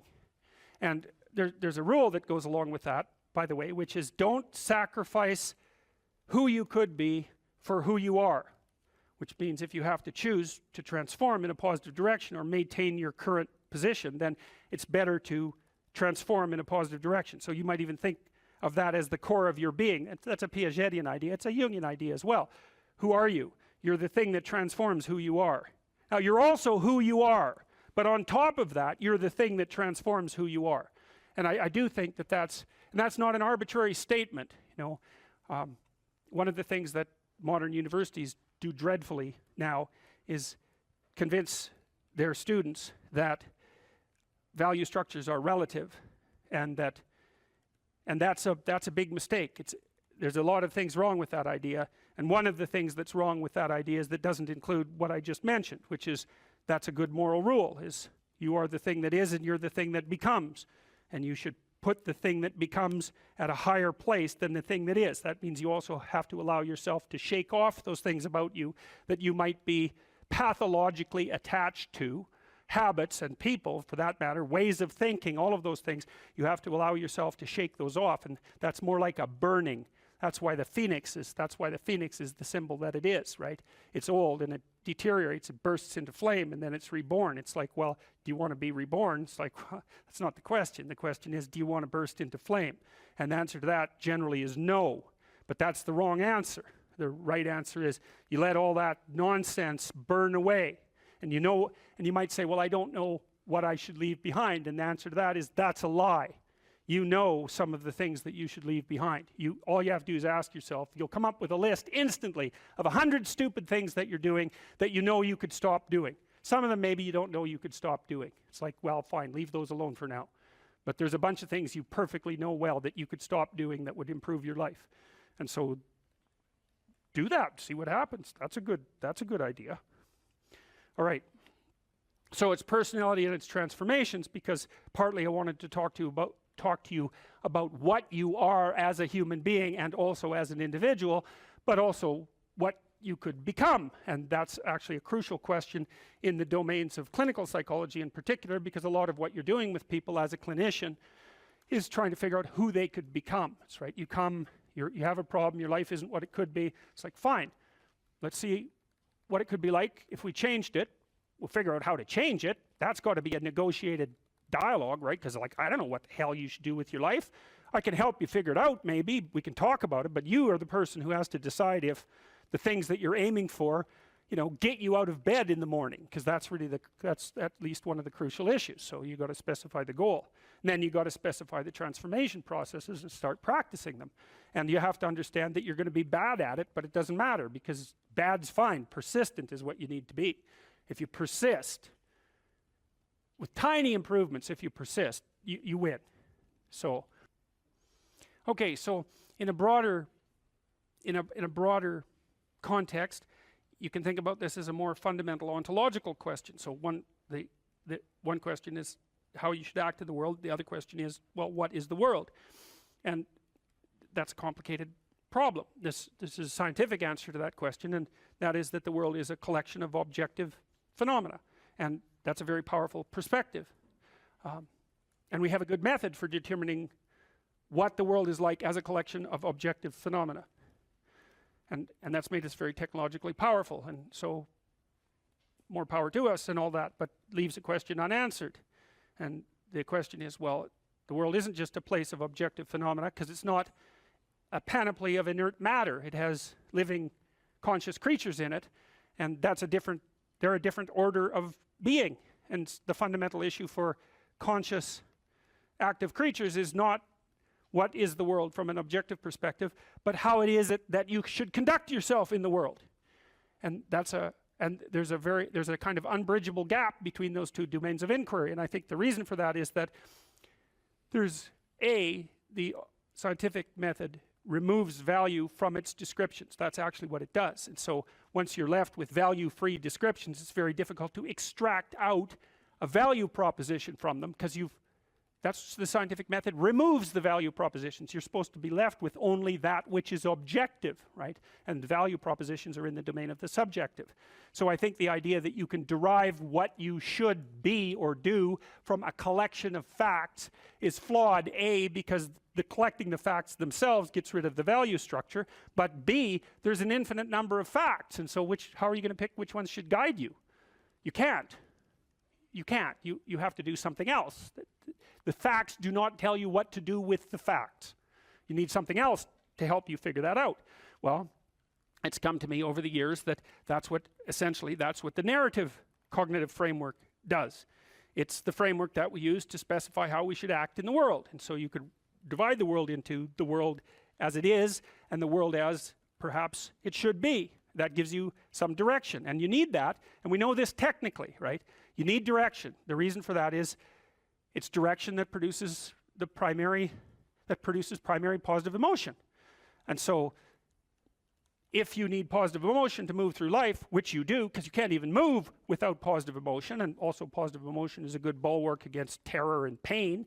If you need those things, then you need direction, you need a goal, you need a value structure. So that doesn't seem particularly disputable to me. You could still say, well, what value structure? It's like, okay, fine, that's a good question. But I was, you know, I've thought a lot about that too. So if we're going to adopt a value structure, there's a couple of rules that go along with it. And this is why the bloody postmodernists are wrong, as far as I can tell, is A, it can't just be my value structure, because I'm stuck with you. And we're both stuck with all these other people. And so if I'm going to lay out a value structure, which is a way of interpreting the world, let's say, and there's an infinite number of potential ways of interpreting the world, it's like, yeah, fine, no problem, except that I have to interpret the world in a way that I can use while I'm dealing with you, and while the two of us are dealing with everyone else, and while all of you are dealing with everyone else. And so that's the Piagetian game proposition. If you want to be a popular kid on the playground, you better play games that other people want to play. That's a brilliant, brilliant, brilliant observation. And I told you that Piaget was trying to heal the rift between science and religion, and that's one of the things that he did that he thought helped do that. The question is, well, where do moral judgments come from? Well, they emerge as a consequence of consensus, and it's a bounded domain. If we're going to occupy the same space for any length of time, and those are two critical propositions, the same space and a long time, then we have to figure out how to play an iterative game that doesn't spiral downward, hopefully that might even improve, that we both don't object to, because otherwise it's not going to work, right? You'll walk away and play another game, or the game will disintegrate catastrophically. So there's massive social constraint on what constitutes an appropriate frame of reference. So much for the relativist argument. And then there's another issue that's equally relevant, and it's associated with the idea of objective reality to some degree. But it's not exactly, that's not exactly correct, because it's not exactly objective reality. Let's say that you and I decide to occupy the same place for some substantial amount of time, and we figured out how to solve the problem of being together. But you and I still have to figure out how to solve the problem of being together in a manner that doesn't make the world object too much. And it isn't just other people, although that's a huge part of the world. You want them to not object. You may even want them to support you. That would even be better. But you also have to deal with the tendency of matter to object.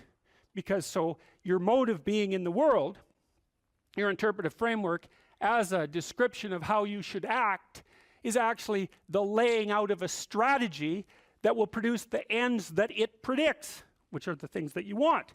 So this is the pragmatist perspective. This was worked out by William James and his people back in the late 1800s in New England, the only genuine brand of American philosophy. And what the pragmatist said is, how do you decide if something's true? The answer is, how the hell can you? You don't know anything. Well, that's true, but that isn't helpful, because there you're stuck with the problem of how to be in the world. Well, so what you do is you lay out a mode of interpretation that has an endpoint. And then you run the mode of interpretation, embodied, right, because you act it out. And if it doesn't produce the outcome, then it's not, well, let's say, true. The claims within it they're not true by the definition of the game itself. So you might say, well, you're a kid on a playground. You want to play a game. One of the implicit demands is that the game is fun. If it's not fun, it's not worth playing. So you play it for a while, and then you see, well, was that fun? If the answer is yes, then you keep playing the game. You say, well, that game it's good enough, it's accurate enough, it's true enough. And so you lay out interpretations in the world, and they're subject to massive constraints. Other people have to go along with them and cooperate with you, because if they don't, then look the hell out, like it's a major, serious, non-trivial constraint. And then the other thing is, well, social proof isn't good enough. It also has to work in the world outside of the social world. You know, so if you have an illness and you have some hypothesis about how to construe it, you might say, well, is my understanding of the illness correct? Well, it implies that I take these actions. Well, how do you know if it's correct? Well, you take the actions, and if the illness gets worse, then by the definitions that are implicit in the framework of reference that you're using, you've made an error. And so there's no relativism in that. You could still say, well, there's a lot of potential solutions to any potential set of problems. It's like, yeah, there's lots of different ways to play chess on a single board. Right, but that doesn't mean that any old solution is as good as any other solution. It doesn't mean that at all. So, okay, so then we're looking at things two ways. We're trying to figure out, well, how does the world present itself, and then how is it that you should act in it? And so, well, there's other constraints on the mechanisms of interpretation that you place in the world. So we could say, well, you're constrained in your interpretations by the constraints that other people place on you. But there's internal constraints as well. We talked about those mostly from a biological perspective, because you could also regard yourself in some sense as a loose internal society. And that's sort of a psychoanalytic dictum, right? You're a collection of sub-personalities, or you could say you're a collection of sub-routines. I don't care how you formulate it, but you're a unity, but you're a unity that brings together a plurality of subcomponents. And part of the constraints on how it is that you lay out your interpretation of the world is that you have to satisfy those internal subsystems, right? So you're the ego, but it's more like you're the captain of a ship full of people who are rowing. You got to keep the people rowing. You're not tyrant. You're not omnipotent tyrant of your own destiny. You're constrained by the nature of your own being. And so you have to provide yourself with food, and you have to provide yourself with shelter, and you have to provide yourself with water, and all of these things. And those are demands that are laid on you by the nature of your internal processes. And of course, how they lay themselves out as demands and what the appropriate solutions to that is, to those problems are, is debatable infinitely. But you can see the constraints stack up. You have to satisfy your internal constraints. So they have to be brought into a unity. That seems to happen, at least in part, between the ages of 2 and something like between the ages of birth and 4 years old, maybe even 2 years old. You bring yourself together into something that's sort of functioning as a unity. Then you have to turn that unity into a unity that can function in the social world with increasing breadth. And that unity in the social world has to be a unity that can function inside the natural world. It's something like that. So you're stacking up these games into a hierarchy of increasing complexity. And one of the questions that emerges from that is, well, what should be at the top of the hierarchy? If it's a hierarchical structure, it has to be a hierarchical structure because some things have to be worth doing more than others, or you can't act, which is another thing I really don't like about the postmodernist ethos, because it claims that value structures are there to eliminate, to exclude and oppress, and never once notices that, well, yeah, fair enough, but value structures are also there so that you know which way to walk, because you can't figure out which way to walk without saying that that direction is preferable to that direction. So you're stuck with the damn things. And they do exclude. Obviously, category structures exclude. The question is, if you're going to have a value structure, how is it that it should be constituted? Well, I already described some of the constraints. Like if your value structure is perfectly functioning except that you don't get enough to eat, that turns out actually to be a fatal problem, right? And it might be, you can run into all sorts of fatal problems. You're too lonesome. Well, it means let's say that your value structure is too narcissistic. There's lots of reasons to be lonesome, but that might be one of them. Or you're too timid or something like that. Like you're going to be informed by your own internal biological mechanisms when the value structure that you're laying out in the world is insufficient to keep itself propagating across time. And some of that's just you, and some of that's other people, and some of that's the natural world. Constraints galore. And so in the face of all those constraints, it's absolutely unreasonable to say any old solution goes. Just try it. Generate a random solution. Run it as a simulation in the world. And see how many slings and arrows come your way. There'll be plenty. And you might say, well, I don't care about slings and arrows. It's like, yeah, no. That's a claim you don't get to make. So, okay, so, you're being informed internally as to the nature of your value structure. You have to specify where you are. You have to specify where you're going. You have to integrate all your underlying biological mechanisms into that schema. It's something I think that's actually kind of weak about the Piagetian ideas, because Piaget, I'm a great fan of Piaget, but Piaget tended to think that the child came into the world with nothing but a set of reflexes. I mean, that's his technical claim, and that you bootstrap off those reflexes, and I think it underestimates the degree to which the child comes into the world as an already prepared unit. And I mean, he just thought of those things as so self-evident that you don't need to talk about them, but that's actually not true. You do need to talk about them. We know, for example, that if you provide children with food and shelter, and adequate food and shelter, but you don't interact with them socially, almost all of them die in the first year, right? It's not optional. Touch is not optional for children. Attention is not optional for children. Play is not optional for children. So it isn't just like, well, the child comes into the world with a set of reflexes and can adapt to any old environment. It's like, no, the environment has to be structured in a certain way or the child will die. And it's very interesting when it comes to things like play and touch, because you wouldn't think of those as fundamental necessities, right? But it turns out that they are. If you deprive a child badly enough of play and touch in the first 3 years of their life, even if they survive, what comes out at the end of that is often something that's like barely recognizable as a functional human being and cannot be repaired after that point. And that experiment was done with Romanian orphans back in the 90s. So it was an ugly situation, to say the least. Okay, so now you take these underlying biological systems and maybe they aggregate themselves into something that vaguely looks like your temperament, your 5 temperamental dimensions. So maybe if you're an extrovert, you're dominated by the dopaminergic system, just like you are if you're high in openness.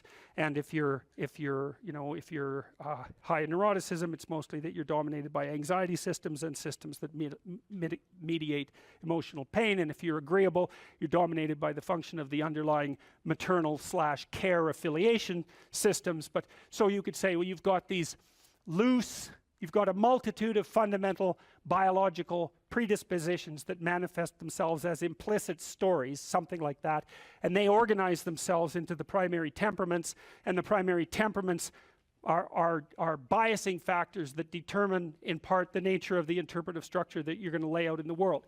It's not entirely determined by your temperament. We know that personality is only predicting, something like, let's say, 10% of the variance in most complex social outcomes. And the other elements are, well, temperamental as you might be, you still have to get along with other people and the world. So you come in with these internal biases, but they still have to be modified extensively by your social and your natural surround. Okay, and then you develop your routines from the bottom up, as Piaget pointed out, and sometimes from the top down, because now and then you can think yourself into a radical transformation. But mostly what you're doing is building the micro units of your interpretive schemas and your behaviors and aggregating them into higher order structures that you can then tag with higher order abstractions. And we talked about that. You can't tell a 3-year-old to clean up his room. And the reason for that is those are empty boxes as far as the kid's concerned. Clean? He might have room, he might have that. Clean he doesn't have. He might have pick up the teddy bear and put it in that space, right? So that's one of these little micro routines. And maybe you say, you put 20 of those micro routines together and now you can say, clean up your room. And basically what you're saying is, implement the 10 micro routines that you've learned. And so a well-functioning personality has all the micro routines in place. That's actually something that you help people with if you're a behavioral therapist, because one of the things you assume if you're a behavioral therapist is that sometimes the reason people aren't doing things is because they don't know how. Sometimes maybe the person's depressed but potentially high functioning. They got all the damn micro routines. They're well socialized. They're just dormant. You got to get them awake again and implementing them. But sometimes you get someone in your practice, say, who's just been neglected like you cannot believe, right? The parents never paid any attention to them, or maybe just punished them every time they did something good. That's really fun. And then, they didn't make friends, and so they're really, really vague and poorly articulated. And so then what you do is you work at the bottom of the micro routines and get them to practice building up all these little attributes that they didn't build up. And one of the things you can think about in terms of character development is, so now maybe you understand something about your own personality. You might say, well, what could you do to improve your personality? And the answer is, develop some of the micro routines on the other side of the personality distribution. So if you're disagreeable as hell, maybe you could start learning how to do nice things for people. And that actually works, by the way. So if you take disagreeable people who are depressed and you get them doing nice things for other people, their depression tends to lift. But then by the same token, if you're agreeable, then you should practice doing some things for yourself and being more tough-minded in your negotiations. And so you can sort of place yourself on the personality trait distribution. You're extroverted. It's like, okay, man, learn to spend some time with yourself, right? You're low in openness. Well, try reading a book that's outside of your sphere of interest now and then. If you're conscientious, well, you should probably learn how to relax occasionally, and so forth. So I think partly what you're doing as you're developing your personality is not moving the mean much, the average, where you're located, but you're extending the standard deviation so that you're a bigger bag of tricks than you were before. And I think you can practice that consciously. It's like, you're hyper orderly. It's, well, get a dog. you know. Dogs, they're messy, horrible things, you know. It's just what you need if you're hyper orderly, because they're going to leave hair everywhere and force you to live with it. Here's another rule. Pursue what is meaningful, not what is expedient. This is also a great thing to know, I think. That's a tricky rule. Expedient might be, we're going to have a conversation, and I want something from you. And a lot of conversations are like that, you know, because you have a goal in mind. This is what I want from this person. And so then you craft your conversation to get what you want, right? You subordinate your words to the ethic of your desire. And you might say, well, what's wrong with that? Well, what do you know about what you want? Like, haven't you been wrong about that before? Or you might say, well, what's the alternative? Well, is there an alternative? Well, you have to want something from the person to even interact with them. It's like, no, you could want to see what happens. You could want to play. You could tell the truth. That's an interesting thing to do, because you don't know what's going to happen if you tell the truth, that's for sure. You could let go of what you want and just say what you think. And you could presume, and this is an act of faith too, that the truth does set you free, and that the truth that's spoken properly makes out of possibility the order that is habitable and good. And then you could just tell the truth, and you could see what happens, and that would be an adventure. And that's better than expediency, partly because maybe you're wrong about what you want. You know, and you know that because you're kind of narrow and maybe narrowly self-serving from time to time, and your purview of the world isn't as wide as it could be, and you're a bit bitter, so you tend to be that narrowly selfish because of that. And so you want something from a conversation, and you bend and twist it to get it. It's like, fine, but maybe you'll get something you don't want. Or worse, you'll get something that's positively bad for you. That happens a lot. And so part of the reason there's a deep moral injunction to tell the truth in a religious sense is because there's a hypothesis behind that, which is there isn't anything better that can happen to you than what will happen to you if you tell the truth. Now, that might be hidden from you because sometimes if you tell the truth, and I don't mean to blurt everything out carelessly, like this is a sophisticated thing to do. It's not careless.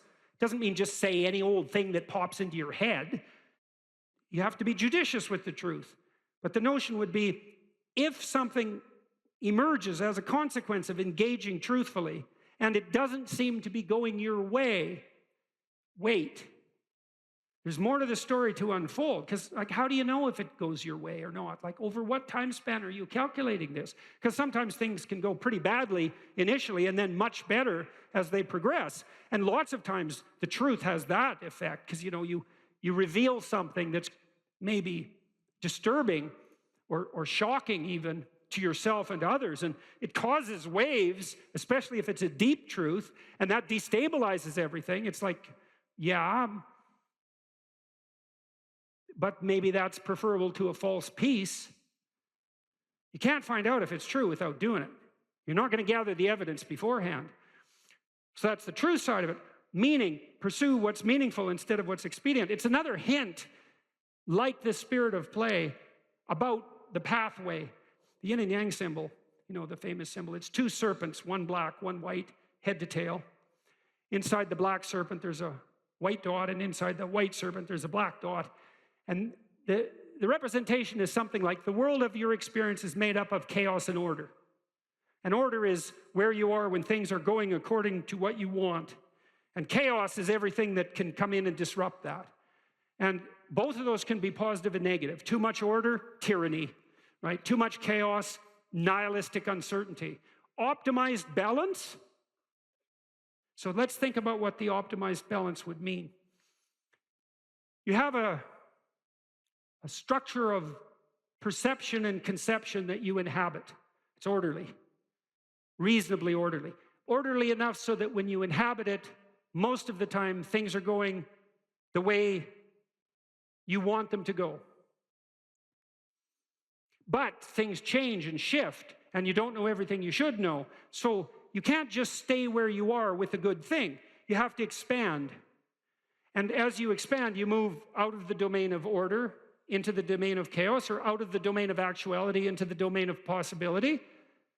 And then you might think, well, how do you know when you're doing that optimally? Well, one marker, as I said before, maybe that you do it in a spirit of play. But another is, and this is so much worth knowing, things get meaningful. You know, people ask, does life have any meaning? It's like, why is anything worth doing if in 4 billion years the sun is going to envelop the earth? And the answer to that question is, that's a stupid question. And I can prove that in some sense. It's like, you're a mother and your baby's crying, and so you're going over there to do something about it. And someone comes along and says, why do you care if that baby's crying? You know, in 4 billion years, the sun is going to envelop the earth. And what's the right response to that? It's like, it's something like, go away. Are you out of your mind?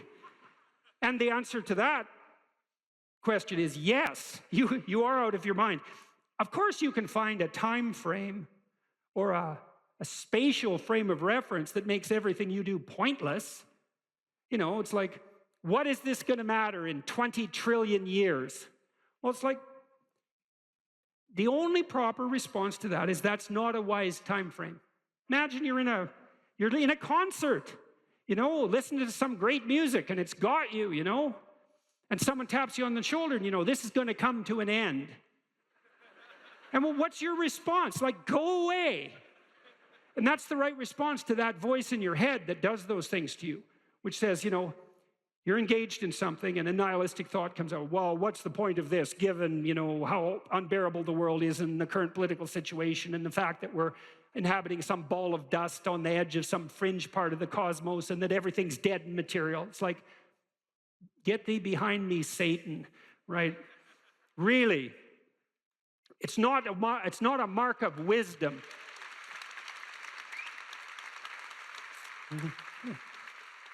It's not a mark of wisdom to let nihilistic, demonic voices steal your joie de vivre. That is not a mark of wisdom. And you might object, well, at least it's not naive. It's like, yeah, cynicism might be preferable to naivety, but it doesn't hold a candle to wisdom. And that's worth knowing too. Because once you've been hurt and you're cynical, there's no going back to naive. But there's no point in staying at cynical. And there are degrees of courage way beyond cynicism. And some of that is the regaining of the faith you had as a child despite your current level of wisdom. And that's something to strive for, right? That's a moral attainment. That's not a burying your head back in the sand. Quite the contrary. And so, well, back to the yin and yang symbol. Imagine you have an instinct that orients you. Well, you do. As a matter of fact, there's a reflex that's replicated at multiple levels of your nervous system, and it's ancient. If you have a nervous system as an animal, you have this reflex. And the reflex is something like surprise. You know, if I walk across the stage and I hear a loud noise behind me, I might go like this. And that would be automatic because I'm gripped by unconscious systems. And what's happening is some chaos has emerged, and it stops me in my tracks because something unexpected happened. My current plan is incomplete. And then I'll turn and orient towards the place of the disturbance. And that's the beginning of exploratory behavior. And then I might run away, which might make me safe, or I might cautiously investigate, in which case I can find out what caused the disturbance, maybe rectify it, and maybe update my plan so that that sort of thing doesn't happen again. That's a better approach.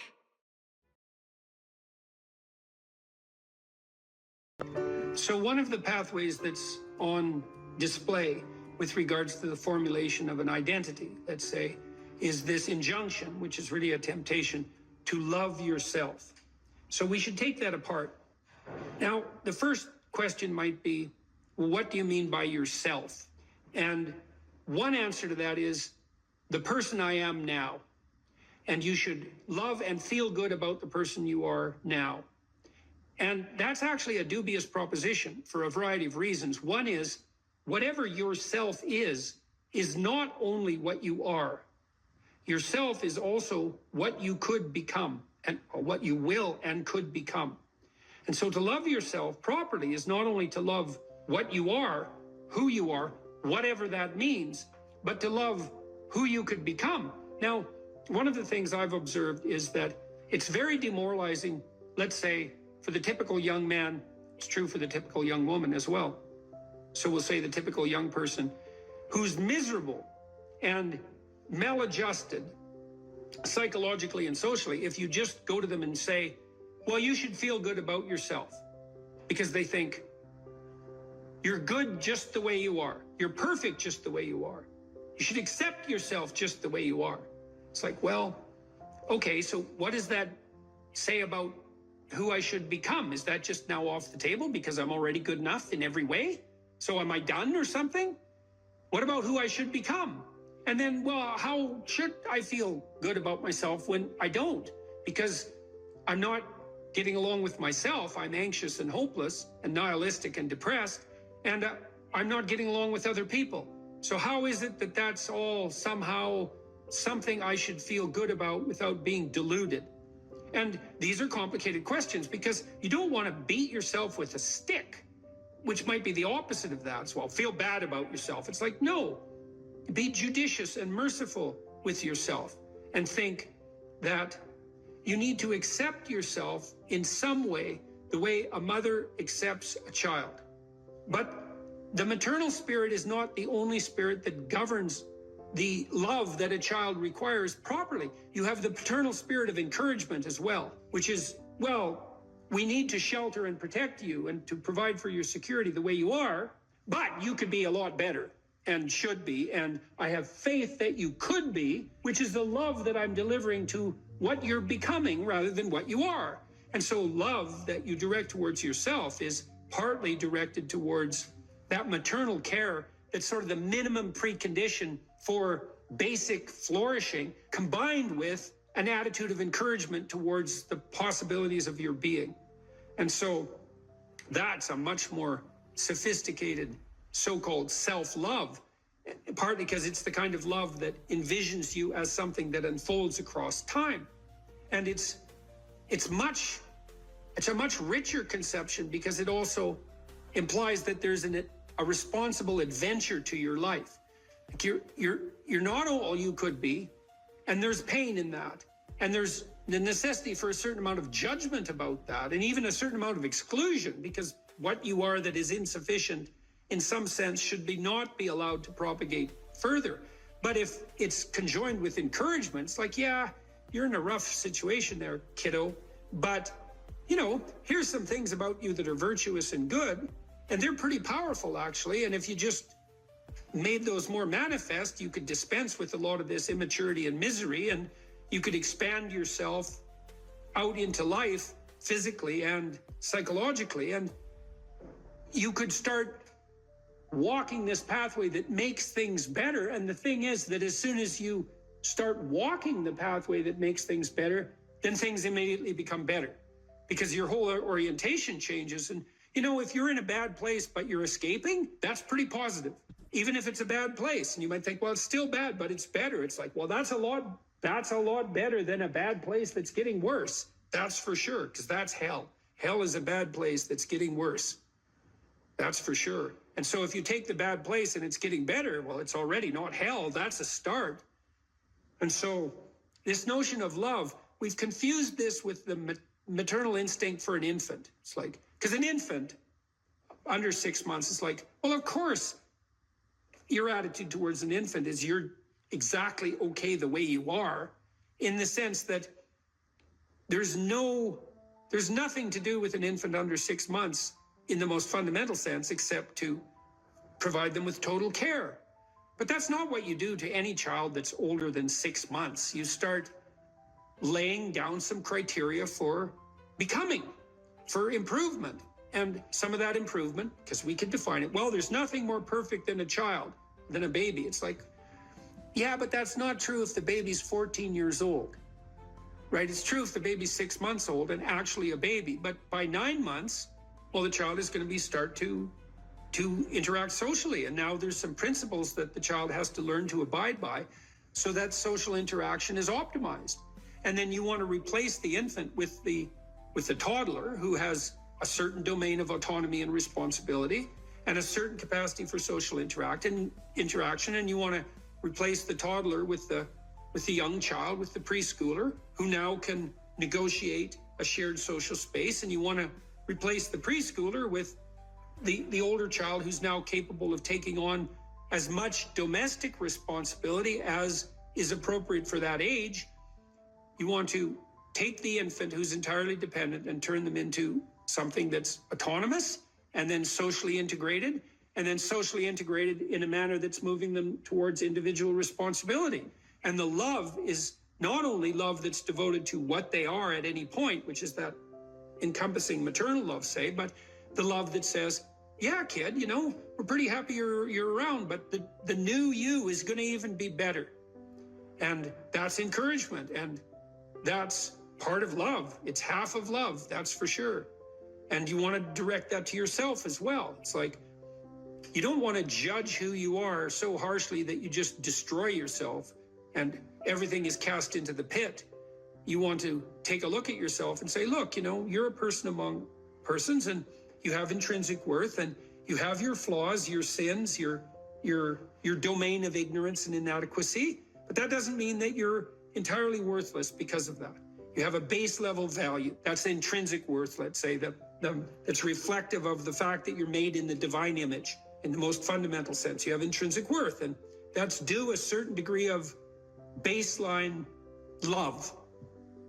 But there's the becoming problem. It's like, well, especially when you're young, most of you is still in the becoming phase. And so why wouldn't encouragement be the hallmark of love? It's like, get the hell up, get your act together, adopt some responsibility, put your life together, develop a vision, expand yourself beyond the narrow confines that are causing your misery. And we think you can do it.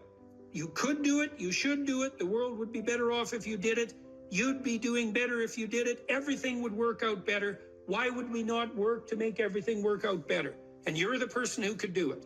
And you tell young people that, and they think, well, no one ever told me that before in that way. And they think, well, maybe I should get my act together. And then they go out and try to get their act together in some micro ways, and they think, well, turned out that worked, and I'm less miserable. I could try doing it a little bit on a broader scale. And they try that, and they think, wow, people seem a lot happier with me. I have more friends, and I'm more popular, and I'm a little more physically attractive because I'm standing up a little bit straighter. And then away they go. And why would you, unless you believe that human being is corrupt and pathological in its essence, which many people now seem to believe, or at least some dread spirit seems to insist, and people agree with it.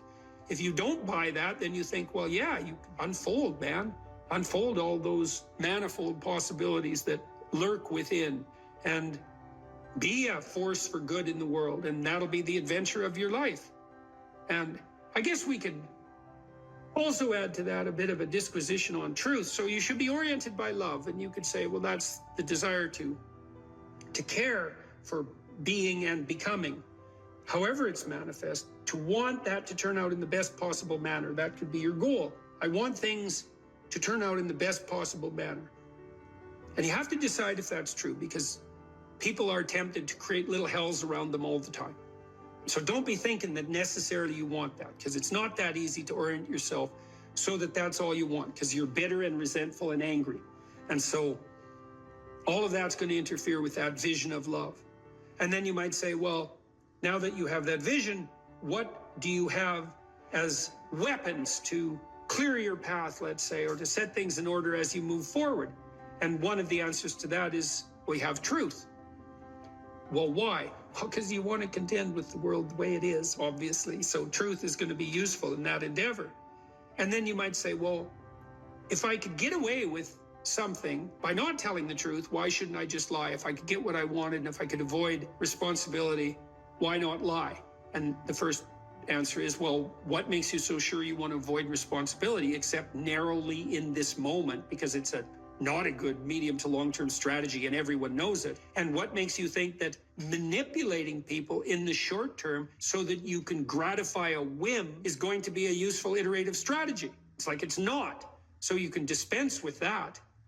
And so what do you do when you tell the truth? Instead, is you predicate your actions on an axiom of faith, which is that nothing better can happen than that which happens if you live in truth.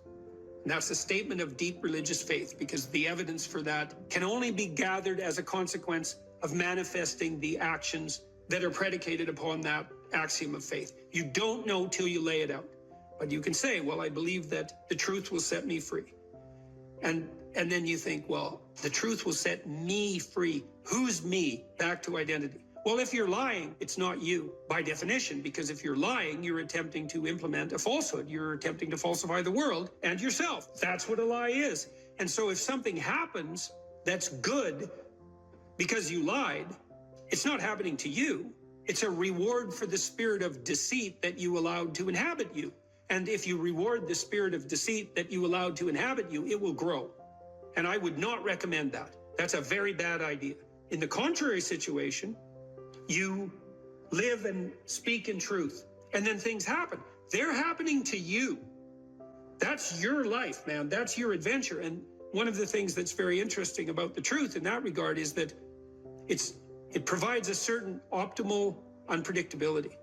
You know, if you're talking to someone, you think maybe you're being interviewed, or maybe you're having a discussion with someone, you think, I'd like to impress this person. It's like now you have a little vision of what the instrumental outcome of the conversation could be, so that it reflects positively on some narrow conception of a desired future state. I want this person to be impressed with me, so I'm only going to say things they want to hear and that sound impressive.